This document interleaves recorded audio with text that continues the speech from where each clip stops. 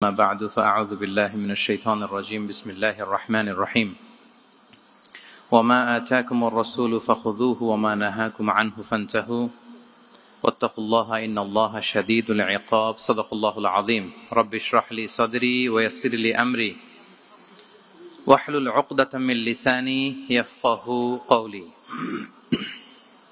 Guardian research ফাউন্ডেশনের আয়োজনে international convention hall বসুন্ধরায় আজকের এই ইসলামিক কনফারেন্স 2025-এ যারা উপস্থিত হয়েছেন তাদের সবাইকে জানাচ্ছি আন্তরিক শুভেচ্ছা এবং অভিনন্দন। আহলান ওয়া সাহলান ওয়া মারহাবান বিকুম ফি হাযাল লিকা আত-তাইয়িব আল মুবারাক। আশা করছি আপনারা সবাই ভালো আছেন, সুস্থ আছেন, নিরাপদে আছেন এবং আল্লাহ তাআলার কাছে দোয়া করি এবং কামনা করি যে আল্লাহ তাআলা আপনাদের সবাইকে ভালো রাখুন, সুস্থ রাখুন, নিরাপদে রাখুন এবং ঈমানের সাথে রাখুন। আমরা শুরুতে আল্লাহ রাব্বুল ইজ্জা ওয়াল জালালের দরবারে লাখো কোটি শুকর এবং সুজুদ জ্ঞাপন করছি যে আল্লাহ তাআলা আমাদেরকে আজকে এরকম চমৎকার একটি পরিবেশে কিছু দিনই কথা শুনবার সুযোগ করে দিয়েছেন। আমরা সবাই পড়ছি কালিমাতুশ শুকর আলহামদুলিল্লাহ। আল্লাহ তাআলার শুকরিয়া জ্ঞাপনের পাশাপাশি আমি আজকের এই প্রোগ্রামের অর্গানাইজিং কমিটি গার্ডিয়ান রিসার্চ ফাউন্ডেশনকে অন্তরের অন্তঃস্থল থেকে ধন্যবাদ জানাতে চাই, শুভেচ্ছা জানাতে চাই, যারা দীর্ঘদিন অনেক প্ল্যান প্রোগ্রাম করে আজকে এই চমৎকার প্রোগ্রামটির আয়োজন করেছেন। আজকের এই প্রোগ্রামে উপস্থিত আছেন বাংলাদেশের স্বনামধন্য শিক্ষাবিদ, চিন্তক, গবেষক, স্কলার্স, এন্টারপ্রেনার্স, ব্যবসায়ী, সাংবাদিক বন্ধুরা, মিডিয়া কর্মী, ভলান্টিয়ার্স। আমি আপনাদের সবাইকে আবারও শুভেচ্ছা এবং মোবারকবাদ জানিয়ে শুরু করছি। সম্মানিত সুধী, আপনারা সবাই কেমন আছেন? আলহামদুলিল্লাহ, আমরা সবাই ভালো আছি। অনেক চমৎকার চমৎকার টপিকে আপনারা আজকে কথা শুনেছেন। আমি দেখেছি যে ইসলামোফোবিয়া নিয়ে এখানে লেকচার হয়েছে, গ্লোবালাইজেশন অফ ইসলাম নিয়ে কথা হয়েছে, প্যারেন্টিং নিয়ে কথা হয়েছে। বাংলাদেশের অনেক বিশ্ববিদ্যালয়ের ভাইস চ্যান্সেলর যারা ওনারা এখানে আছেন, অনেক আলেম ওলামারা আছেন, আমাদের উস্তাদ সমতুল্য অনেক আসাতেজায়ে কেরাম অতিথিদের সারিতে বসে আছেন। আমি এখানে সর্বশেষ অধিবেশনের কথা না বলে ওনাদের মুখ থেকে কথা শুনতে পারলেই হয়তো আমরা আরো অনেক কিছু শিখতে পারতাম। তারপরেও যেহেতু প্রোগ্রামের ডেকোরাম অনুযায়ী একটা টপিকে আমাকে কিছু কথা বলবার সুযোগ করে দেওয়া হয়েছে, আমি অত্যন্ত সম্মানিত বোধ করছি যে এরকম একটি প্রোগ্রামে আমি কিছু কথা বলবার সুযোগ পাচ্ছি। আমাদের হলরুমের একেবারে পেছনে উপরের গ্যালারিতে আমাদের বোনেরা এবং কচিকাচা সোনামণির যারা এসছে তাদেরকেও শুভেচ্ছা জানিয়ে শুরু করছি। সম্মানিত সুধী, আমি অনেককে দেখতে পাচ্ছি মোবাইল দিয়ে আপনারা ভিডিও ধারণ করছেন। আপনাদের অনেক কষ্ট হচ্ছে, আমি বুঝতে পারছি। তো আমি চাই না যে আপনারা এই কষ্টটুকু কন্টিনিউ করেন। আমি বিনীতভাবে বলবো যে মোবাইলগুলো আমরা সবাই পকেটে রাখি। Mobile should be in pocket, শুরু থেকে শেষ পর্যন্ত সবাই। আসলে এরকম ইনডোর সেশনে কথা বলার সুযোগ আমাদের খুব হয় না। দেশের বাইরে আমার কিছু এক্সপিরিয়েন্স আছে, দেশে আমরা শুরু করছি ধাপে ধাপে। তো এই যে দিনী হালাকাগুলোতে one to one, brain to brain কানেক্টিভিটিতে বেশি ফায়দা হয়। এই ইন্টারেকশনে অনেক কিছু শেখা যায়, জানা যায়। মোবাইলের স্ক্রিনে তো সবসময় দেখা যায়, ইউটিউবে সার্চ দিলেই যে কোনো বক্তার আলোচনা আমরা চাইলেই শুনতে পারি। কিন্তু যখন আমরা সরাসরি ইন্টারেকশন করব, eye to eye, brain to brain, তখন আমার মনে হয় মোবাইলগুলো ব্যবহার না করে আমরা যদি সরাসরি নিজেরা কানেক্টিভিটি বাড়াই, ইন্টারেক্ট করি, এটা বেশি ভালো হয়। এজন্য শুরুতে আমি অত্যন্ত বিনয়ের সাথে অনুরোধ করে রাখবো, সবাই আমরা মোবাইলগুলো পকেটে রাখি।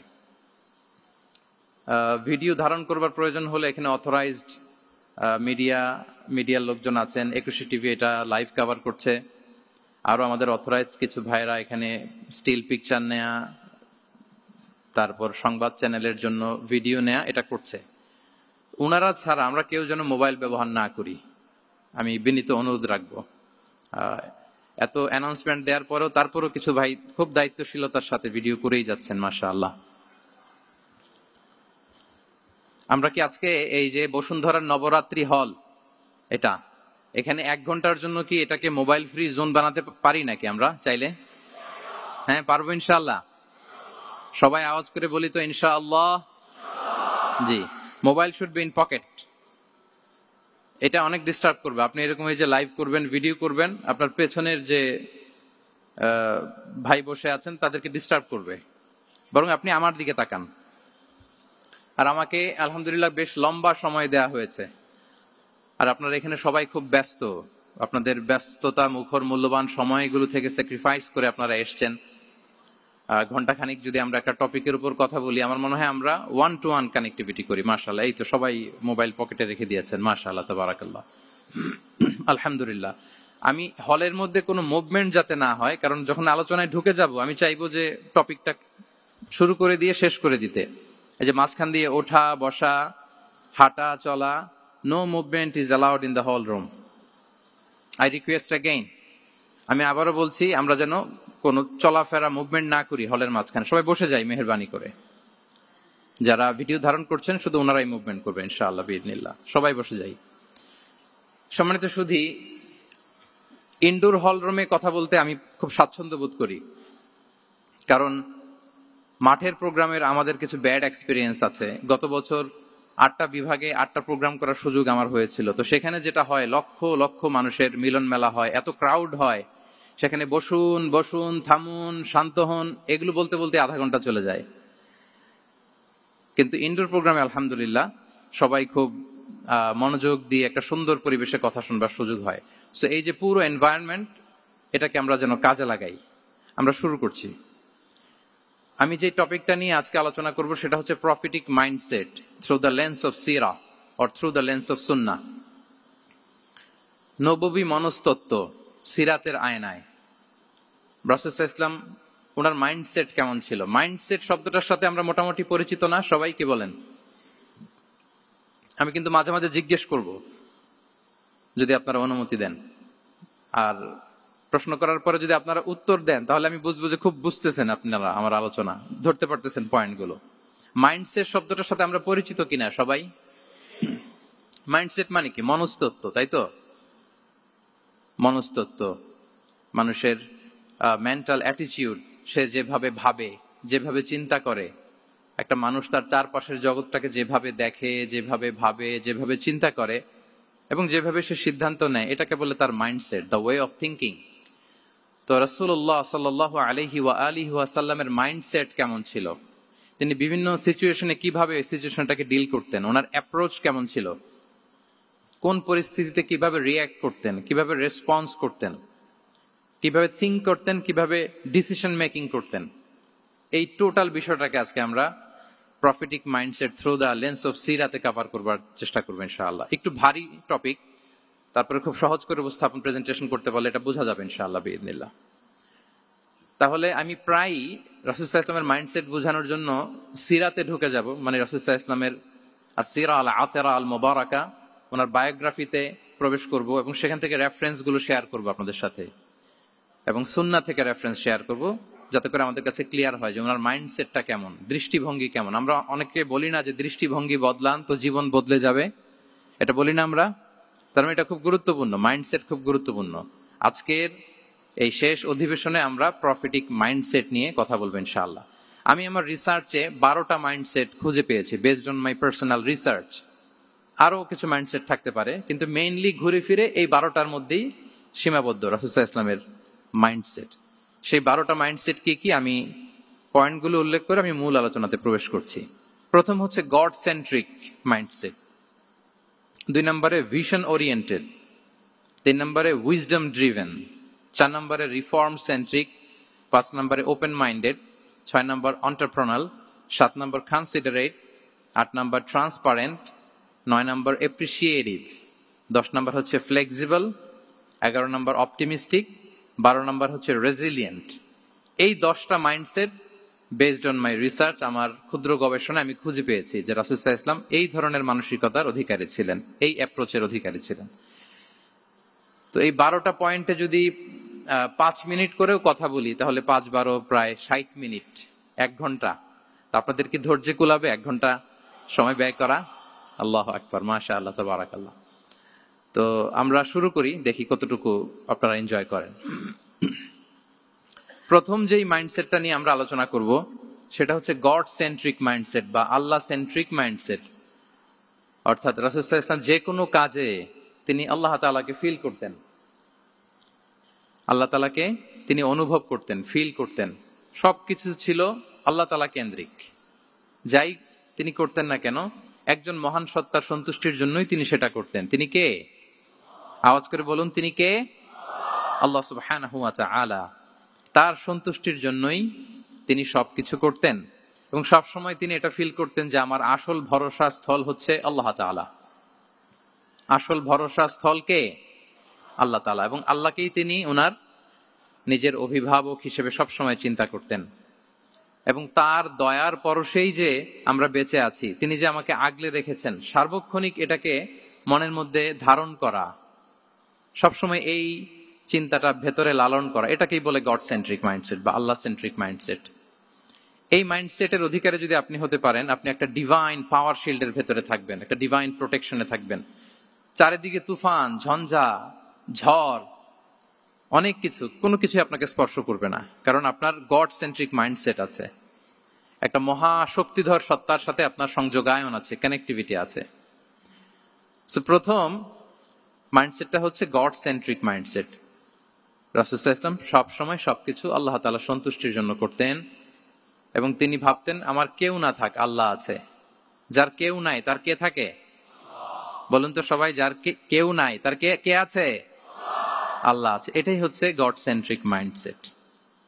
আসুন আমরা সিরাতের ভেতরে ঢুকে যাই। যেহেতু আমরা বলেছি থ্রু দ্য লেন্স অফ সিরা, সিরাতের পরতে পরতে, সুন্নাহর পরতে পরতে আমরা দেখব যে তিনি গড সেন্ট্রিক মাইন্ডসেটের অধিকারী ছিলেন কিনা। আল্লাহর হাবিব সাল্লাল্লাহু আলাইহি ওয়া আলিহি ওয়াসাল্লাম একবার একটা যুদ্ধ থেকে ফেরার পথে মরুভূমির মাঝখানে সেনাবাহিনীকে থামিয়ে বিশ্রামের ঘোষণা দিলেন যে তোমরা একটু বিশ্রাম নাও। তো উনি একটা গাছের নিচে বিশ্রামের জন্য গেলেন এবং সেখানে গাছের ডালে ওনার তলোয়ারটা ঝুলিয়ে রাখলেন, ঝুলিয়ে বিশ্রাম নিতে লাগলেন, ঘুমিয়ে পড়লেন। হঠাৎ এক বেদুইন এসে রাসূল সাল্লাল্লাহু আলাইহি ওয়াসাল্লামের এই কোষবদ্ধ তলোয়ারটা কোষমুক্ত করে এরকম হাতে নিল। রাসূল সাল্লাল্লাহু আলাইহি ওয়াসাল্লাম ঘুম থেকে জেগে উঠলেন। এবার বেদুইন বলতে আরম্ভ করলো, মাইয়ামনাউকা মিন্নি, এই মুহাম্মদ তোমাকে এবার কে বাঁচাবে বলো, এই তো আমার হাতে তলোয়ার, কে বাঁচাবে? সাথে সাথেই আল্লাহর হাবিব সাল্লাল্লাহু আলাইহি ওয়া আলিহি ওয়াসাল্লাম উনি উত্তরে বললেন আল্লাহ। উত্তরে কি বললেন? কোনো চিন্তা ভাবনা নাই যে ওরে আঘাত করা যায় কিনা পাল্টা, বা কোনোভাবে ওর কনফিডেন্স ডাউন করা যায় কিনা, এদিক সেদিক কারো সাপোর্ট চাওয়া যায় কিনা, কোনো দিকে না তাকিয়ে কি বললেন? আওয়াজ করে বলুন সবাই, কি বললেন? আল্লাহ। তাহলে এই যে this is the powerful example of god centric mindset. সবসময় তিনি আল্লাহ কেন্দ্রিক ছিলেন। সবসময় কি ছিলেন? আল্লাহ কেন্দ্রিক ছিলেন। এটাকে বলে গড সেন্ট্রিক মাইন্ডসেট। যে কোনো পরিস্থিতিতে তিনি আল্লাহ যে আমার সাথে আছেন এটা কল্পনা করতেন। এবং সুনানে আবু দাউদের একটি বর্ণনা এসেছে, রাসূল সাল্লাল্লাহু আলাইহি ওয়াসাল্লাম কানা নবী সাল্লাল্লাহু আলাইহি ওয়াসাল্লাম ইযা হাযাবাহু আমরুন সাল্লা, তাকে যখন কোনো জিনিস বিচলিত করত তিনি জায়নামাজের মুসল্লায় দাঁড়িয়ে যেতেন, সালাতের জন্য দাঁড়িয়ে যেতেন। বিপদে পড়লেই আল্লাহর কাছে সেটা সঁপে দিতেন, শেয়ার করতেন। আমরা বর্তমানে কোনো বিপদে পড়লেই কি করি? আগে কোথায় শেয়ার করি? ফেসবুকে। বলেন, আমার জীবনে কোনো দুর্ঘটনা কিছু হইলেই আমরা কোথায় শেয়ার করি? করেন আপনারা? ফেসবুকে শেয়ার করেন? আসলে করা উচিত কার সাথে? হ্যাঁ, আমার স্ত্রীর সাথে শেয়ার করার আগেও শেয়ার করব কার সাথে? আমার বন্ধুর সাথে শেয়ার করার আগেও শেয়ার করব কার সাথে? আল্লাহর সাথে। আমরা যদি হিজরতের ঘটনাটাকে একটু অ্যানালাইজ করি তাহলে দেখবো যে গারে সাউরে যখন আল্লাহ রাসূল সাল্লাল্লাহু আলাইহি ওয়াসাল্লাম এবং আবু বকর রাদিয়াল্লাহু তাআলা আনহু ওনারা আশ্রয় নিয়েছিলেন রাত্রিবেলায়, কুরাইশরা যখন খুঁজতেছিল, আবু বকর রাদিয়াল্লাহু তাআলা আনহু বলেন যে কুরাইশদের পা দেখা যাচ্ছে, ওরা যে হেঁটে যাচ্ছে, একটু উকি মারলেই আমাদেরকে দেখা যায়। তিনি অত্যন্ত ভীত সন্ত্রস্ত, তটস্থ, নিজের জন্য নয়, রাসূল সাল্লাল্লাহু আলাইহি ওয়াসাল্লামের সেফটির জন্য।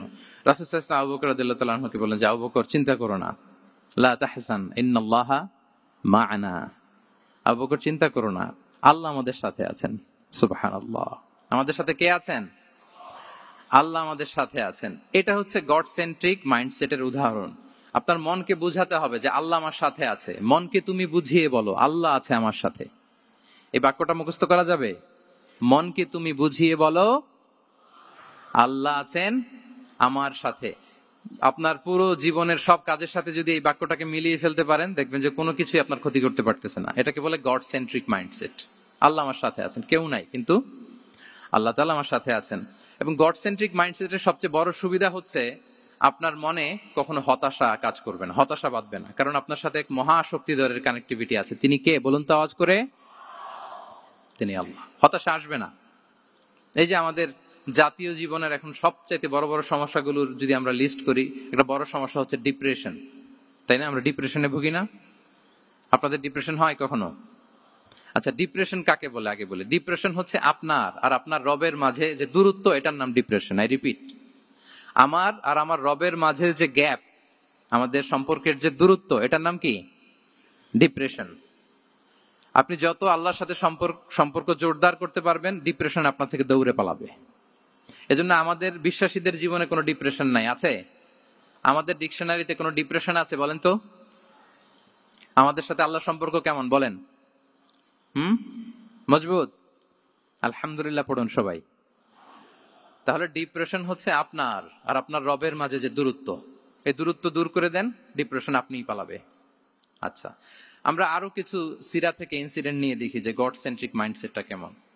দ্বিতীয় হিজরিতে যে বদরের যুদ্ধ হলো, সে বদরের যুদ্ধে ইবনে মাসউদ রাদিয়াল্লাহু তাআলা আনহু তিনি বর্ণনা করেন যে আল্লাহ রাসূল সাল্লাল্লাহু আলাইহি ওয়াসাল্লাম আগামীকাল যুদ্ধ, এর আগের দিন রাতে তিনি হাত তুলে এরকম দোয়া করতেছিলেন। আমরা তো এইভাবে দোয়া করি। আল্লাহর হাবিব সাল্লাল্লাহু আলাইহি ওয়া আলিহি ওয়াসাল্লাম তিনি দোয়া করতে করতে ইমোশনালি হাত এরকম উঁচু করে, হাত্তা ইউরা বায়াদ ইবতাইহি, বগলে শুভ্রতা দেখা যাচ্ছিল, উনি দোয়া করতেছিলেন আল্লাহুম্মা আনজিজ লি মা ওয়া'আতানি, আল্লাহুম্মা আতিনি মা ওয়া'আতানি, আল্লাহ তুমি যে বিজয় দিবে বলে প্রতিশ্রুতি করেছিল, ওই বিজয় আমাদেরকে দাও, ওই ভিক্টরি আমাদেরকে দাও।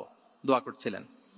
সাইয়েদনা আলী রাদিয়াল্লাহু তাআলা আনহু উনি বর্ণনা করছেন যে বদরের যুদ্ধের আগের রাতে আমরা সবাই ঘুমোচ্ছিলাম, কিন্তু রাসূল সাল্লাল্লাহু আলাইহি ওয়াসাল্লামকে দেখলাম যে না, উনি হাত তুলে শুধু আল্লাহর কাছে কান্না করছেন, দোয়া করছেন। আবু বকর রাদিয়াল্লাহু তাআলা আনহু উনি বলেন যে আমি যে দেখলাম যে তিনি ফজর পর্যন্ত দোয়া চালিয়েই যাচ্ছিলেন, দোয়া চালিয়েই যাচ্ছিলেন, দোয়া কন্টিনিউ করছিলেন তিনি।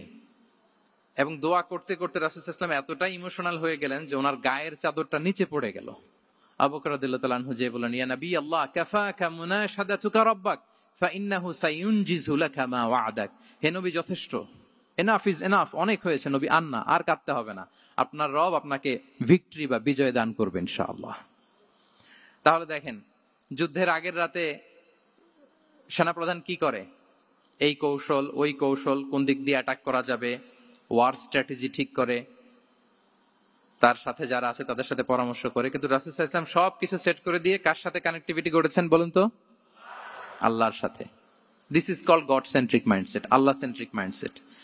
আমার হৃদয়টা সবসময় কার সাথে জুড়ে থাকবে? আল্লাহর সাথে, কারণ উনি ছাড়া আমার কোনো ঠিকানাই নাই। এই যে একটা নাশিদ বাংলাদেশে আমি শুনেছিলাম, তুমি ছাড়া প্রভু আমি, শুনেছেন আপনারা? ঠিকানাবিহীন। এটাও মনে রাখতে হবে। মনকে তুমি বুঝিয়ে বলো আল্লাহ আছে আমার সাথে, এটাও যেমনি আমরা মনে রাখবো, এই বাক্যটা মনে রাখতে হবে যে প্রভু তুমি ছাড়া আমি, হ্যাঁ বলতে চান না কেন? তুমি ছাড়া আমি ঠিকানাবিহীন, উনি ছাড়া আমার কোনো ঠিকানাই নাই। তাহলে এই মেন্টালিটি যদি আমরা ধারণ করতে পারি, এটাকে বলে গড সেন্ট্রিক মাইন্ডসেট। তাহলে রাসূলুল্লাহ সাল্লাল্লাহু আলাইহি ওয়া আলিহি ওয়াসাল্লামের যে 12টা মাইন্ডসেটের কথা আমরা বলেছি, তার প্রথমটা হচ্ছে গড সেন্ট্রিক। প্রথমটা কি? সবাই বলুন আওয়াজ করে, প্রথমটা কি? মাশাআল্লাহ। আমি শেষে আবার জিজ্ঞেস করব যে কারা কারা বলতে পারেন দেখি। তাহলে একটা কভার করলাম। আল্লাহ তাআলা আমাদেরকে গড সেন্ট্রিক মাইন্ডসেট দান করুক। আমরা যে কোনো পরিস্থিতিতে যেভাবেই থাকি না কেন, আমরা বিপদে আপদে সবসময় ভরসা রাখবো কার উপর? এটাই হচ্ছে গড সেন্ট্রিক বা আল্লাহ সেন্ট্রিক মাইন্ডসেট। আচ্ছা, 2 নাম্বার মাইন্ডসেট হচ্ছে vision oriented mindset. Vision oriented mindset মানে হচ্ছে যার মধ্যে দূরদর্শিতা আছে, ফার সাইটেডনেস আছে, who can anticipate the future, যে ভবিষ্যৎ আগাম অনুমান করে ফেলতে পারে, সামনের পরিস্থিতিকে আগাম অনুমান করতে পারার যে যোগ্যতা বা দীর্ঘমেয়াদী চিন্তা করতে পারার যে ক্যাপাসিটি, এটাকে বলে ভিশন ওরিয়েন্টেড মাইন্ডসেট। এটা আল্লাহ রাসূল সাল্লাল্লাহু আলাইহি ওয়া আলিহি ওয়াসাল্লামকে আল্লাহ তাআলা দান করেছেন। উনি ভবিষ্যৎকে আগাম বুঝতে পারতেন, আগাম অনুমান করতে পারতেন, এবং সে অনুযায়ী তিনি স্ট্র্যাটেজি, প্ল্যান, পরিকল্পনা এটা তিনি সাজাতে পারতেন। এটাকে বলে ভিশন ওরিয়েন্টেড মাইন্ডসেট। এবার আসুন আমরা সিরাতের কিছু ইনসিডেন্টকে সামনে নিয়ে আসি যে তিনি কিরকম ভিশন ওরিয়েন্টেড মাইন্ডসেটের অধিকারী ছিলেন। আমরা সবাই হুদাইবিয়ার ঘটনা জানি না? কত হিজরিতে ঘটেছিল বলুন তো সবাই? হ্যাঁ, কত? 6ষ্ঠ হিজরিতে। লাকাদ সাদাকাল্লাহু রাসূলাহু রুইয়া বিল হক লাতাদখুলুন্নাল মাসজিদাল হারামা ইনশাআল্লাহু আমিনিন।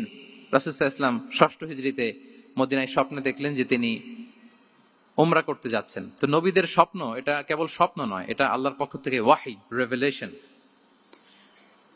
ওয়াহি। তো সেই হিসেবে তিনি 1400 সাহাবা নিয়ে উমরা করতে চলে গেলেন মক্কায়, কিন্তু মক্কাবাসী ঢুকতে দিল না, থামিয়ে দেয়া হলো। তো তখন একটা চুক্তি হয়েছিল, ভাইজান mobile should be in pocket. এই যে আপনি বলেছিলাম যে অডিয়েন্সে আমরা কেউ ভিডিও ধারণ করবো না ইনশাআল্লাহ, আপনারা কথা দিয়েছিলেন আমরা 1-to-1 brain to brain connection করব, ভিডিও করবেন না প্লিজ।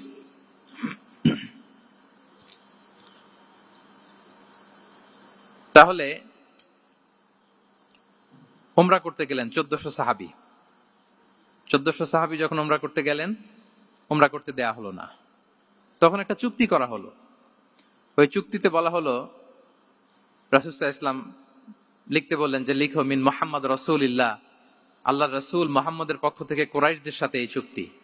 কুরাইশরা আপত্তি করলো যে না, শুধু মুহাম্মদ লেখা যাবে, রাসূলুল্লাহ লেখা যাবে না, কারণ তুমি যে রাসূলুল্লাহ, আল্লাহর রাসূল, এটা যদি আমরা মেনে নেই তাহলে তোমার সাথে আর আমাদের দ্বন্দ্ব কিসের, আমরা তো ভাই ভাই হয়ে গেলাম, রাসূলুল্লাহ কাটো।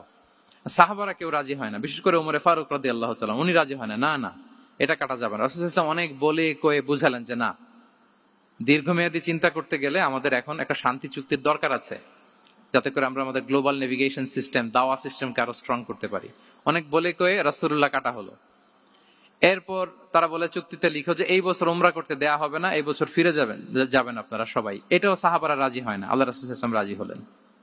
আবার আরেকটা ক্লোজে লেখা হলো যে আগামী বছর আসলেও 3 দিনের বেশি থাকা যাবে না, সেটাও রাজি হয়ে গেল রাসূল সাল্লাল্লাহু আলাইহি ওয়াসাল্লাম। সাহাবারা রাজি হচ্ছেন না। এরপর মক্কা থেকে কোনো লোক মদিনায় গেলে মদিনাবাসী তাকে রাখতে পারবে না, ফেরত দিতে হবে। কিন্তু মদিনা থেকে কোনো লোক মক্কায় আসলে মক্কাবাসী তাকে ফেরত দিতে বাধ্য থাকবে না। দেখেন, একটার পর একটা মুসলমানদের বিরুদ্ধে সব ক্লোজ যাচ্ছে।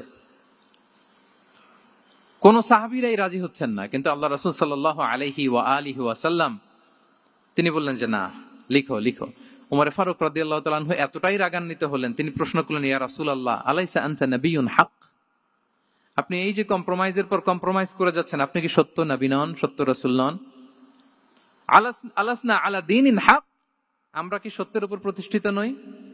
আলাইসাল কুরআনু কিতাবুন হক, তো সব যদি সত্য হয় আপনি কেন এগুলো মানছেন? রাসূল সাল্লাল্লাহু আলাইহি ওয়াসাল্লাম বললেন যে ওমর, তুমি বাদ সেদো না, মেনে নাও। মেনে নিলেন, এবং এই মেনে নেওয়াটাকে আল্লাহ ভিক্টরি বলে ঘোষণা দিলেন, বিজয় বলে। আল্লাহু আকবার।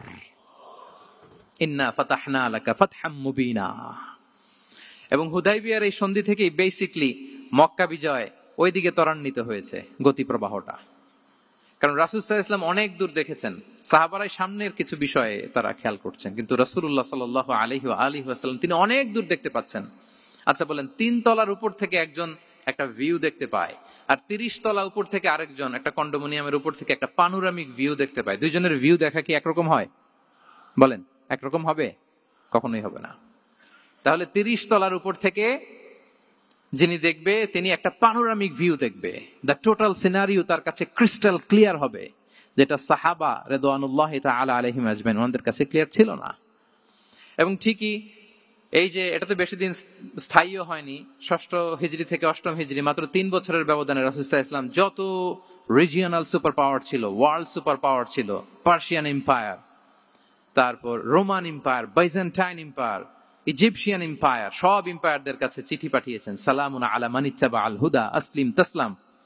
এবং ইসলামের এক্সপান্ড হয়েছে, ওনার গ্লোবাল নেভিগেশন সিস্টেম উনি চালু করেছেন। এর কারণ কি? উনি ছিলেন ভিশন ওরিয়েন্টেড মাইন্ডসেটের অধিকারী, দূরদর্শী, অনেক দূর দেখতে পেতেন, অনেক দূর তিনি দেখতে পেতেন, দীর্ঘমেয়াদী তিনি পরিকল্পনা করতে পারতেন। এটা হচ্ছে ভিশন ওরিয়েন্টেড মাইন্ডসেট যারা হয় তাদের ক্যারেক্টারিস্টিক্স বা ফিচার। আরো একটা উদাহরণ দেই, আপনারা কি বলতে পারেন যে আবিসিনিয়াতে নবুয়তি কত সালে সাহাবারা হিজরতে গিয়েছিল? বলতে পারবেন কেউ? হ্যাঁ, নবুয়তি কত সালে? 5ম সালে। হ্যাঁ, নবুয়তি 5ম বছর ওনারা আবিসিনিয়াতে, বর্তমানে যেটা ইথিওপিয়া বা ইরিত্রিয়া, সেখানে সাহাবারা হিজরতে গিয়েছিলেন। এবং আবিসিনিয়াতে এই যে হিজরতে গেল, তারা সবাই মিলে ফিরে এসেছিল মদিনায় কবে, এটা কি কেউ জানেন?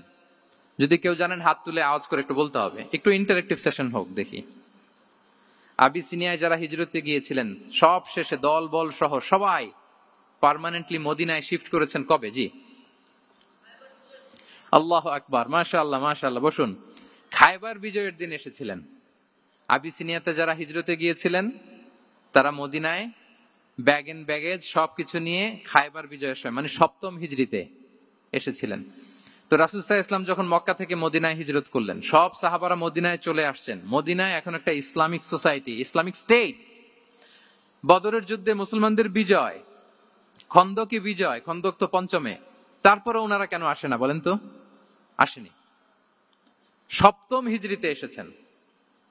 জাফর রাদিয়াল্লাহু তাআলা আনহুর নেতৃত্বে, সাইয়েদনা আলী রাদিয়াল্লাহু তাআলা আনহুর আপন ভাই, বড় ভাই, ওনার নেতৃত্বে যখন 7ম হিজরিতে প্রায় ওখানে যাওয়ার 15 বছর পর যখন তারা সবাই ফিরলেন, রাসূল সাল্লাল্লাহু আলাইহি ওয়াসাল্লাম এত খুশি হলেন, তিনি বললেন, মা আদরি বিআইয়িহিমা আনা আফরাহ বিফাতহি খাইবার আও বিকুদুমি জাফর।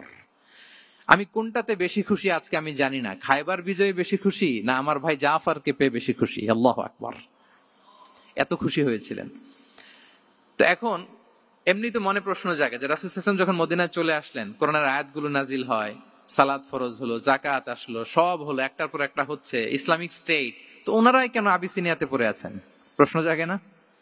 ওই সময় একটা ক্রাইসিস মোমেন্ট ছিল, তখন ওনারা গিয়েছিল আবিসিনিয়াতে, কিন্তু আসে না কেন? ওনারা এসেছেন 7ম হিজরিতে। এর কারণ আবিসিনিয়ায় কিছু মুসলিমদেরকে রেখে দেওয়া, এটা রাসূলুল্লাহ সাল্লাল্লাহু আলাইহি ওয়াসাল্লামের প্ল্যান বি ছিল।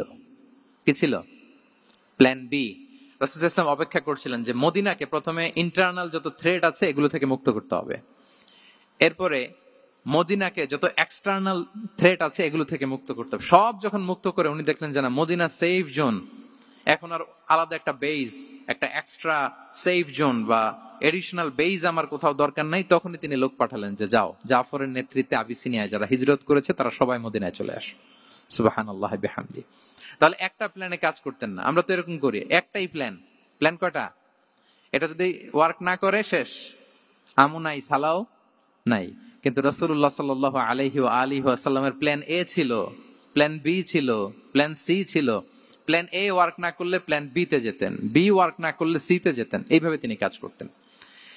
তাহলে এটা হচ্ছে বেসিকলি ভিশন ওরিয়েন্টেড মাইন্ডসেটের অধিকারী যারা, তারা এটা করে, যারা ফিউচারকে অ্যান্টিসিপেট করতে পারে, আগাম অনুভব করতে পারে যে কি হতে পারে সামনে। এই যে বাংলাদেশের বিভিন্ন প্ল্যান পরিকল্পনায় আমরা দেখা যায় যে এখান দিয়ে একটা ব্রিজ করে পরে ভাঙতে হয়, রাস্তা একটা তৈরির পরে ভাঙতে হয়, কোথায় এক টানেল হয়ে আছে প্রতি মাসে মাসে এখন লস হয়, তারপর 1 ঘন্টা বৃষ্টি হলে পুরো ঢাকা শহর এটা বন্যা হয়ে যায়। এগুলো হচ্ছে একাধিক প্ল্যান না থাকা, ভিশনারি অ্যাটিটিউডের অধিকারী না হওয়ার কারণে এই ঝামেলাগুলো আমাদের হচ্ছে।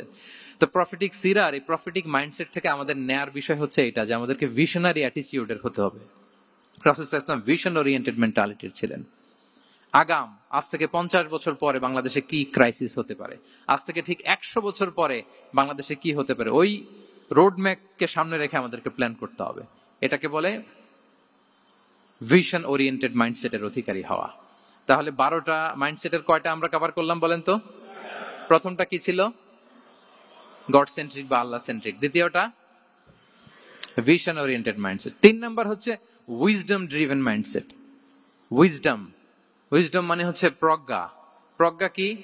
জ্ঞান আর কমন সেন্স দুইটা একসাথে হইলে ওইটারে প্রজ্ঞা বলে। When the knowledge and common sense join together, it reflects as wisdom. আপনার জ্ঞান এবং আপনার কমন সেন্স একসাথে হইলে ওইটা উইজডম হয়ে যায়। রাসূল সাল্লাল্লাহু আলাইহি ওয়াসাল্লাম ছিলেন প্রজ্ঞায় সমৃদ্ধ এক মননের অধিকারী। ওনার সব কিছুতেই প্রজ্ঞা ছিল, প্রজ্ঞা ছিল। উইজডম ইন গিভিং অ্যাডভাইস, উপদেশ দেওয়ার সময় ছিল প্রজ্ঞা। Wisdom in policy making, policy making এর সময় সেখানে প্রজ্ঞা ছিল। Wisdom in action strategic plan, কোন স্ট্র্যাটেজিক প্ল্যানের ক্ষেত্রে প্রজ্ঞা ছিল। রাসূল সাল্লাল্লাহু আলাইহি ওয়াসাল্লাম একই প্রশ্নের উত্তর এক একজনকে এক এক ভাবে দিতেন। অনেক সাহাবারা জিজ্ঞেস করতেন যে রাসূলুল্লাহ একই প্রশ্ন, একে বললেন এইটা, ওরে বললেন ওইটা, ওরে বললেন আরেকটা, এটা কেন? তো রাসূল সাল্লাল্লাহু আলাইহি ওয়াসাল্লাম বললেন যে আমি জানি ওর কিসে ঘাটতি, আমি জানি ওর কি প্রয়োজন, আমি জানি ওর ওকে কোন নাসিহাটা দিলে কাজ করবে, ফলে এক একজনকে আমি এক এক ভাবে ক্লারিফাই করেছি। আল্লাহু আকবার। This is called wisdom. আচ্ছা, উইজডম, রাসূল সাল্লাল্লাহু আলাইহি ওয়াসাল্লাম যে উইজডম ড্রিভেন মাইন্ডসেটের অধিকারী ছিলেন, এটার কয়েকটা এক্সাম্পল আমরা সিরাত থেকে দেখি। মক্কায় বিজয় হয়েছে কত হিজরিতে? কত? অষ্টম হিজরিতে যখন মক্কা বিজয় হলো, তখন রাসূল সাল্লাল্লাহু আলাইহি ওয়াসাল্লাম আম্মাজান আয়েশার সাথে গল্প করছিলেন আর বলছিলেন, আয়েশা, লাউলা হাদাসাতু আহদি কওমিকা বিল কুফরি লানাকাতুল কাবাতা ওয়ালা জাআলতুহা আলা আসাসি ইব্রাহিম। আয়েশা, তোমার এই মক্কাবাসী, তোমার এলাকার লোকজন যদি একটা কেওস সৃষ্টি না করতো, তাহলে কাবার যে আসল শেপ, আমি ওই আসল শেপে এটাকে ফেরত নিতাম, কিন্তু নিতে গেলে এখন একটা ঝামেলা বাঁধবে, এজন্য নিব না। ব্যাপারটা হচ্ছে, আমরা এখন যে কাবাটাকে দেখি, এটা হচ্ছে স্কয়ার আকৃতির। স্কয়ার মানে কি? বর্গাকৃতি, তাই তো? বর্তমান কাবা কোন আকৃতির বলেন তো? একটা বড় কিউবের সাইজ না? দূর থেকে দেখলে মনে হয় একটা বড় কিউবের সাইজ, কিউবের আকৃতি মানে স্কয়ার, চতুর্ভুজ। কিন্তু সাইয়েদানা ইব্রাহিম আলাইহিস সালাম যে কাবা নির্মাণ করেছিলেন, এটা কিন্তু এরকম কিউব ছিল না, ওইটা ছিল রেক্ট্যাঙ্গেল। রেক্ট্যাঙ্গেল ছিল, মানে আয়তাকৃতির ছিল, এরকম লম্বা। এই যে এই টেবিলটা যেরকম, টেবিলের যে শেপ এইরকম ছিল, এরকম লম্বা কাবাঘর ছিল আয়তাকৃতির। কিন্তু এখন এটা কমে স্কয়ার আকৃতির হয়ে গেছে। এর কারণটা কি? কাবা একবার ওখানে অগ্নিকাণ্ড ঘটার কারণে ধ্বংস হয়েছিল, ফলে কাবাকে আবার রিনোভেশন করা লেগেছিল, পুনর্নির্মাণ। তো কুরাইশরা সিদ্ধান্ত নিয়েছিল, কাবা পুনর্নির্মাণে আমরা কোনো হারাম টাকা ইউজ করব না, যার কাছে যত হালাল টাকা আছে নিয়ে আসা হলো। কিন্তু হালাল টাকা যতটুকু জমা হয়েছে, এটা দিয়ে পুরো কাবা নির্মাণ হয় না, অর্ধেক হয়। ফলে কাবা যে আয়তাকৃতির ছিল, সেটা না হয়ে গেছে কি বলেন? বর্গাকৃতির, মানে স্কয়ার। ওই স্কয়ার কাবাই আজ পর্যন্ত রয়ে গেছে। কিন্তু ওই যে আয়তক্ষেত্রের যে শেপের মধ্যে যতটুকু জায়গা বাকি ছিল, ওইখানে দেখবেন একটা ক্রিসেন্টের মতো আছে, হেজরে ইসমাইল, হাতিমে কাবা বলে। ওইটার ভিতরে নামাজ পড়া আর কাবার ভিতরে নামাজ পড়া একই হুকুম। ওইটার ভিতরে নামাজ পড়া আর কাবার ভিতরে নামাজ পড়া কি একই হুকুম। ফলে ওই হাতিমের ভেতরে ফরজ সালাত আদায় হয় না, নফল সুন্নাত পড়া যায়। এমনকি কাবার ভেতরেও ফরজ সালাত আদায় করলে আদায় হবে না, কারণ নামাজের ফরজের মধ্যে একটা ফরজ হচ্ছে ইলা জিহাতিল কাবা, টু দ্য ডাইরেকশন অফ কেবলা। আপনার কেবলা মুখী হইতে হবে না। আপনি তো কাবার ভিতরে ঢুকে গেছেন, এখন কাবা কোন দিকে? কাবা তো নাই, বের হইতে হবে। বের হয়ে কাবা মুখী হলে সালাত হবে। I think you got the point. তো তাহলে রাসূল সাল্লাল্লাহু আলাইহি ওয়াসাল্লামের উইজডম বা প্রজ্ঞাটা এখানে দেখেন। আম্মাজান আয়েশা রাদিয়াল্লাহু তাআলা আনহাকে উনি বললেন যে, আয়েশা, মক্কা তো বিজয় হলো, মক্কার কন্ট্রোল তো এখন আমার হাতে। চাইলে আমি কাবাকে ভেঙে সেই ইব্রাহিম আলাইহিস সালামের যে বেইজ, এরকম লম্বা করে শেপ দিতে পারি, কিন্তু দিব না। কেননা দিলে মক্কা একটা ক্যাওস হতে পারে। কি হতে পারে? কারণ তারা একেবারে ভেরি রিসেন্ট মুসলমান হয়েছে, তারা না বুঝেই বলবে যে সে আদি কাবা, মোহাম্মদ এই কাবার অপমান করেছে, কাবাকে ভুলুণ্ঠিত করেছে, সম্মানকে নষ্ট করেছে, এরকম একটা কোশ্চেন রাইজ করতে পারে। এই জন্য আমি করলাম না। সুবহানাল্লাহ। This is called wisdom. এটাকে কি বলে? প্রজ্ঞা। এটাকে প্রজ্ঞা বলে। তাহলে আপনার জ্ঞান এবং আপনার কমন সেন্স দুইটা যখন কানেক্ট করে, তখন সেটা প্রজ্ঞা হয়। প্রজ্ঞার আরেকটা উদাহরণ যদি দেই সিরাত থেকে, রাসূল সাল্লাল্লাহু আলাইহি ওয়াসাল্লামের যে কনফ্লিক্ট রিজলভিং ক্যাপাসিটি ছিল, যখন কাবাকে পুনর্নির্মাণ করা হচ্ছে, তখন হাজরে আসওয়াদকে বের করা লেগেছিল, এবং রিনোভেশন শেষে আবার হাজরে আসওয়াদকে তার জায়গা মতো, মানে ব্ল্যাক স্টোন, যেটাতে চুমু দিলে মানুষের গুনাহ মাফ হয়ে যায়, হাজরে আসওয়াদ, চিনতে পেরেছেন না? চুমু দিতে পেরেছেন আপনারা? হ্যাঁ, ওরে আল্লাহ, অনেকে দিয়েছে, তো আমি দিতে পারি না এখনো। ওখানে যে ভিড় থাকে, ওই ধাক্কা ধাক্কি করে মনে হয় যে না, হজ বা উমরার যে মূল এসেন্স বা স্পিরিট, ওইটা বোধহয় নষ্ট হয়ে যায়। এই জন্য অনেকবার ট্রাই করেও, এবার আমার সাথে একটা 8 জনের গ্রুপ ছিল, খুব নাদুস নুদুস, লম্বা চূড়া। তো বলতেছে, শায়েখ আপনার কোনো টেনশন করা লাগবে না, আসেন। তো ওরা যে যেরকম ধাক্কা ধাক্কি শুরু করছে, ওইটা দেখি আমার আর সাহস হয় নাই। বলছে যে ভাই, আমি মাফও চাই, দোয়াও চাই, আমার করা লাগবে না, ওই দূর থেকে ইশারা দিলেই হবে। তো এটা অনেকে ভুল করে ফেলে। অনেক বোনেরা, যাদের জন্য হেজাব নিকাব মেনটেন করা হচ্ছে ফার্জ, পর্দার কোনো বালাই নাই, পুরুষের সাথে ধাক্কা ধাক্কি করে তার শরীর মিশে যাচ্ছে, গা মিশে যাচ্ছে, ধাক্কা ধাক্কি করে একটা সুন্নতের জন্য ফরজকে স্যাক্রিফাইস করে ফেলতেছে। মানে ফোকাস ঠিক নাই আর কি, কোথায় যে কোনটা করতে হবে ওইটাই ভুলে গেছে। তো এই হাজরে আসাদ পাথরকে আবার জায়গা মতো রাখতে হবে। এখন কে রাখবে? এই নিয়ে মারামারি মক্কায়। বড় বড় 4টা গোত্র বলে এই গোত্র বলে আমি রাখবো, এই গোত্র বলে আমি রাখবো, আরেক গোত্র বলে রক্তের গঙ্গা বইয়ে দেব মক্কায়, কিন্তু এই সম্মান অন্যকে নিতে দিব না, কারণ ইটস ভেরি প্রেস্টিজিয়াস ইস্যু। যে আমাদের গোত্র এই ব্ল্যাকস্টোন হাজরে আসওয়াদকে নিয়ে জায়গা মতো রেখেছে, এটা কাউকে দিব না। তো সবাই যখন মারমুখী, তখন আল্লাহ রাসূল সাল্লাল্লাহু আলাইহি ওয়া আলিহি ওয়াসাল্লাম তিনি সমাধান দিলেন যে মারামারির দরকার নাই, একটা চাদর নিয়ে আসো। নিয়ে আসা হলো। 4 গোত্রের 4 লিডারকে বললেন চাদরের 4 কোণা ধরো। 4 জন 4 কোণা ধরলো। রাসূল সাল্লাল্লাহু আলাইহি ওয়াসাল্লাম তিনি পাথরটা নিয়ে মাঝখানে রাখলেন। এবার 4 নেতাকে বললো আসো, জাতীয় 4 নেতা চলে আসো, কাবার সামনে চলে আসলো। এরপরে আল্লাহ রাসূল সাল্লাল্লাহু আলাইহি ওয়াসাল্লাম ওনার মোবারক হাত দিয়ে, বরকতময় হাত দিয়ে হাজরা আসওয়াদকে নিয়ে নিজ হাতে রাখলেন। এবার সবাই হ্যাপি, কারণ অংশগ্রহণ করতে পারছে। আসলে মূল স্ট্যাটাস কিন্তু চলে গেছে রাসূলের দিকে, নাকি? ওরা তো এটা টাচও করতে পারে নাই, পারছে? ওরা চাদর ধরেই হ্যাপি, কিন্তু পাথরটা ধরেছিল কে? রাসূল সাল্লাল্লাহু আলাইহি ওয়াসাল্লাম। চাদরে রেখেছিল কে? রাসূল সাল্লাল্লাহু আলাইহি ওয়াসাল্লাম। চাদর থেকে নিয়ে আবার কাবা ঘরে সেট করেছিল কে? রাসূলুল্লাহ সাল্লাল্লাহু আলাইহি ওয়া আলিহি ওয়াসাল্লাম। এভাবে উনি কনফ্লিক্ট রিজলভ করতেন থ্রু হিজ উইজডম, ওনার প্রজ্ঞার মধ্য দিয়ে। আমরা যদি তায়েফের ঘটনা দেখি, রক্তাক্ত হয়েছেন, পাহাড় রক্ষী ফেরেশতারা এসে বলেছে রাসূলুল্লাহ জাস্ট অর্ডার করেন, আমরা কোলাপস করব এমন ভাবে the entire Taif city will be collapsed, একেবারে স্ম্যাশ করে দিব, পাউডার হয়ে যাবে। রাসূল সাল্লাল্লাহু আলাইহি ওয়াসাল্লাম বললেন না, বাল আরজু আন ইউখরিজাল্লাহু মিন আসলাবিহিম মান ইয়াবুদুল্লাহ ওয়াহদাহু ওয়া লা ইউশরিকু বিহি শাইআ। তিনি বললেন না, ওদেরকে ধ্বংস করে দিও না, ওদেরকে ধ্বংস করলে লা ইলাহা পড়বে কে? সুবহানাল্লাহ। কি উইজডম ড্রিভেন ছিলেন উনি। উনি বলেন যে আমি আশা করি, প্রত্যাশা রাখি, দোয়া করি যে ওরা আমাকে প্রত্যাখ্যান করেছে, কিন্তু ওদের যে নেক্সট জেনারেশন, ওরা সাক্ষী দিবে আশহাদু আল্লাহ ইলাহা ইল্লাল্লাহ ওয়া আশহাদু আন্না মুহাম্মাদার রাসূলুল্লাহ। এবং তাই হয়েছে। এখন তায়েফে যান, চারদিক থেকে আল্লাহু আকবার ধ্বনিতে মুখরিত তায়েফ।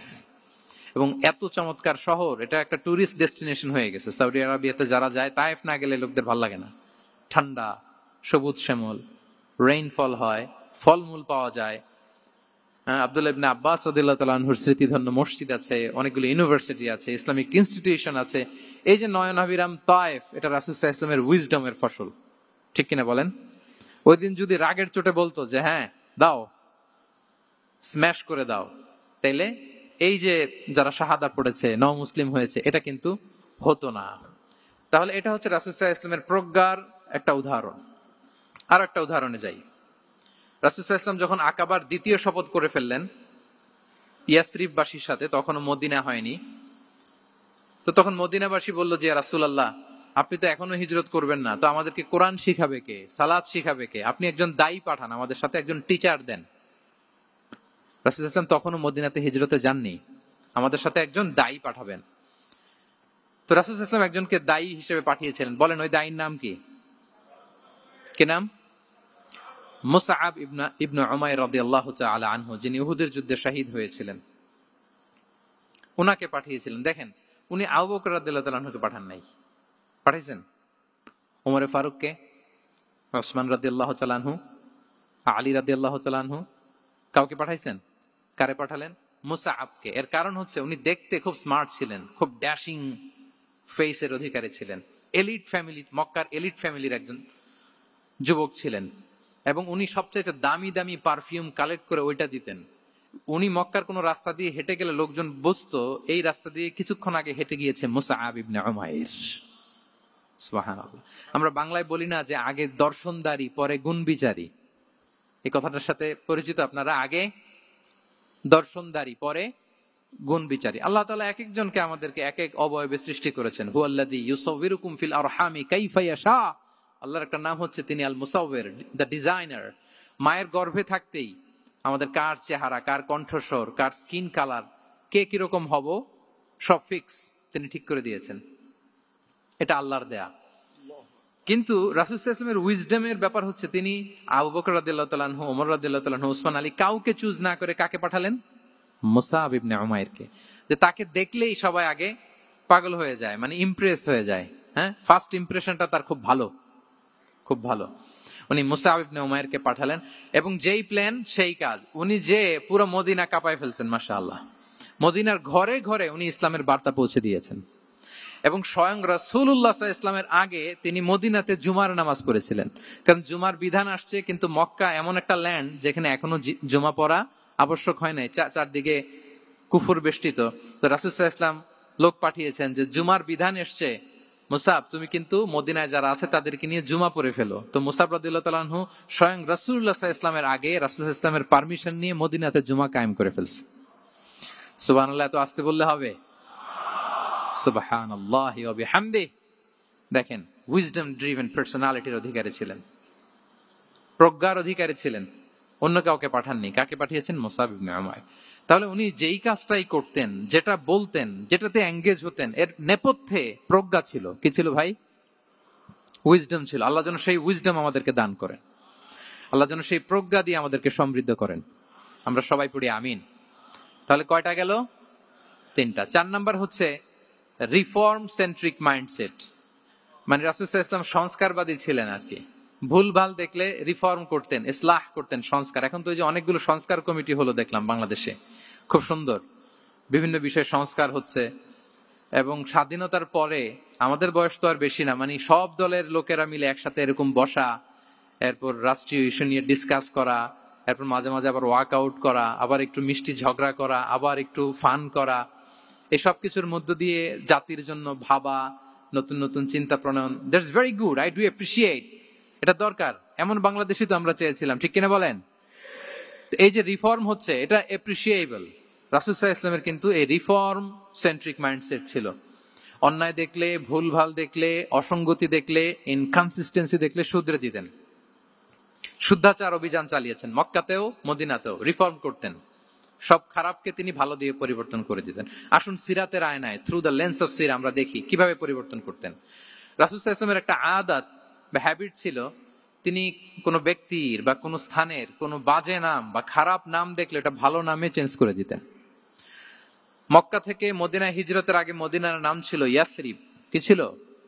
ইয়াসরিব মানে হচ্ছে প্রতিশোধ বা নিন্দা বা ক্ষোভ বা ভর্ৎসনা, সবগুলোই খুব বাজে মিনিং ডিনোট করে। রাসূল সাল্লাল্লাহু আলাইহি ওয়াসাল্লাম বললেন, আমি যেই শহরে হিজরত করব এই শহরের নাম ক্ষোভ, এই শহরের নাম হিংসা, এটা হইতে পারে? বলেন। রাহমাতাল লিল আলামিন, হ্যাঁ, mercy and peace for the entire universe করে যাকে আল্লাহ পাঠিয়েছেন, উনি যেই শহরে থাকবেন ওই শহরের নাম প্রতিশোধের শহর, এটা হবে? উনি শহরের নাম চেঞ্জ করে দিলেন।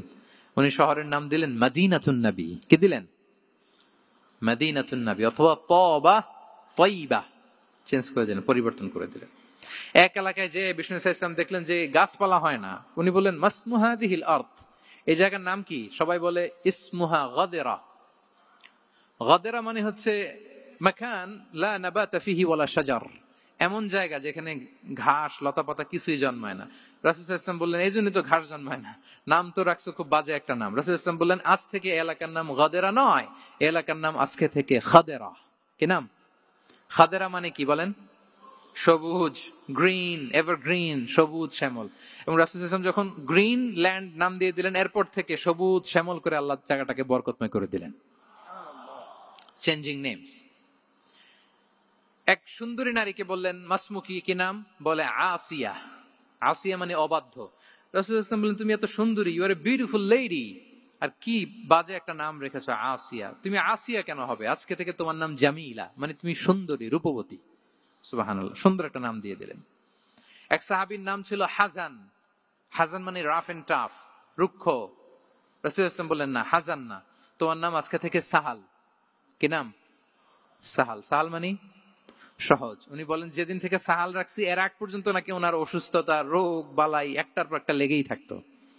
যেদিন থেকে সাহাল, ওই দিন থেকে উনি বলেন যে আল্লাহ তাআলা নবীর এই নাম চেঞ্জ করে দেওয়ার বারাকায় আমার পুরো জীবনের সব কাজকে আল্লাহ তাআলা সহজ করে দিয়েছেন। তাহলে রিফর্ম সেন্ট্রিক মাইন্ডসেট। আমরাও খারাপ কিছু দেখলে ভালো দিয়ে পরিবর্তন করব, কি বলেন? ইনশাআল্লাহ বলেন সবাই। আচ্ছা, এটা তো নাম চেঞ্জ করে দেয়া। এবার সোশ্যাল রিফর্ম তিনি কি কি করেছেন আমরা একটু দেখি। তিনি যখন যুবক, মক্কায় এক ইয়ামানি লোক ব্যবসা করতে এসে তার প্রোডাক্ট বিক্রি করার পরে, আস ইবনে ওয়াইল নামে এক লোকের কাছে বিক্রি করার পরে যখন দাম চাইতে গেল, আস বলে, আরে বেটা, আমরা মক্কার সন্তান, আমরা দাম দিব না। তো সে ভাবলো হয়তো আমার সাথে ঠাট্টা করেছে, হজের মৌসুম যাক, বেচাকেনা শেষ করে যাওয়ার পথে দামটা নিয়ে যাব। সে ফেরার দিন আবার গেল যে আমার তো জিনিসের দামটা আপনি দিলেন না। সে বলে আমরা এই ভূখণ্ডের মালিক, আমরা দাম দেই না, এটা তো বড় জুলুম। সে কান্নাকাটি শুরু করলো। তার এই কান্নাকাটি দেখে আল্লাহ রাসূল সাল্লাল্লাহু আলাইহি ওয়াসাল্লাম ওনার চাচা জুবাইর ইবনে আব্দুল মুত্তালিব সহ ইয়াং স্টার যারা আছে, দ্য ইয়ুথ অব মক্কা, তাদের সবাইকে নিয়ে একটা সোসাইটি করলেন। এই যে আমরা হালাফুল ফুদুলের নাম শুনি না, যেটা বাংলায় আমরা কি বলি হিলফুল ফুজুল, এই নামে তো অনেক সংগঠন আছে বাংলাদেশে, কি বলেন? যুবকরা কোন সংগঠন করলে কমনলি এই নামটা পছন্দ করে, হিলফুল ফুজুল। আসলে এটার মূল নাম ছিল হালাফুল মুত্তাইয়িবিন। তিব মানে হচ্ছে রং। রাসূল সাল্লাল্লাহু আলাইহি ওয়াসাল্লাম সবাই মিলে, তখন জাহিলি যুগে একটা কালচার ছিল, বালতি ভর্তি রঙের ভেতরে হাত ঢুকিয়ে দিত, দিয়ে এই রং সমেত হাতটা তারা পাথরের মধ্যে লাগাতো, সবার হাত ওইখানে দিত, মানে আমরা হাতে হাত রেখে কমিটেড, আমরা ঐক্যবদ্ধ হলাম। সেখান থেকে হয়েছে হালাফুল মুত্তাইয়িবিন থেকে হালাফুল ফুদুল। ওনারা বলল যে না, আমরা সবাই থাকবো মাআল মাজলুমি দিদ্দা যালিম, আমরা মজলুমের পক্ষে থাকবো, জালিমের বিপক্ষে থাকবো।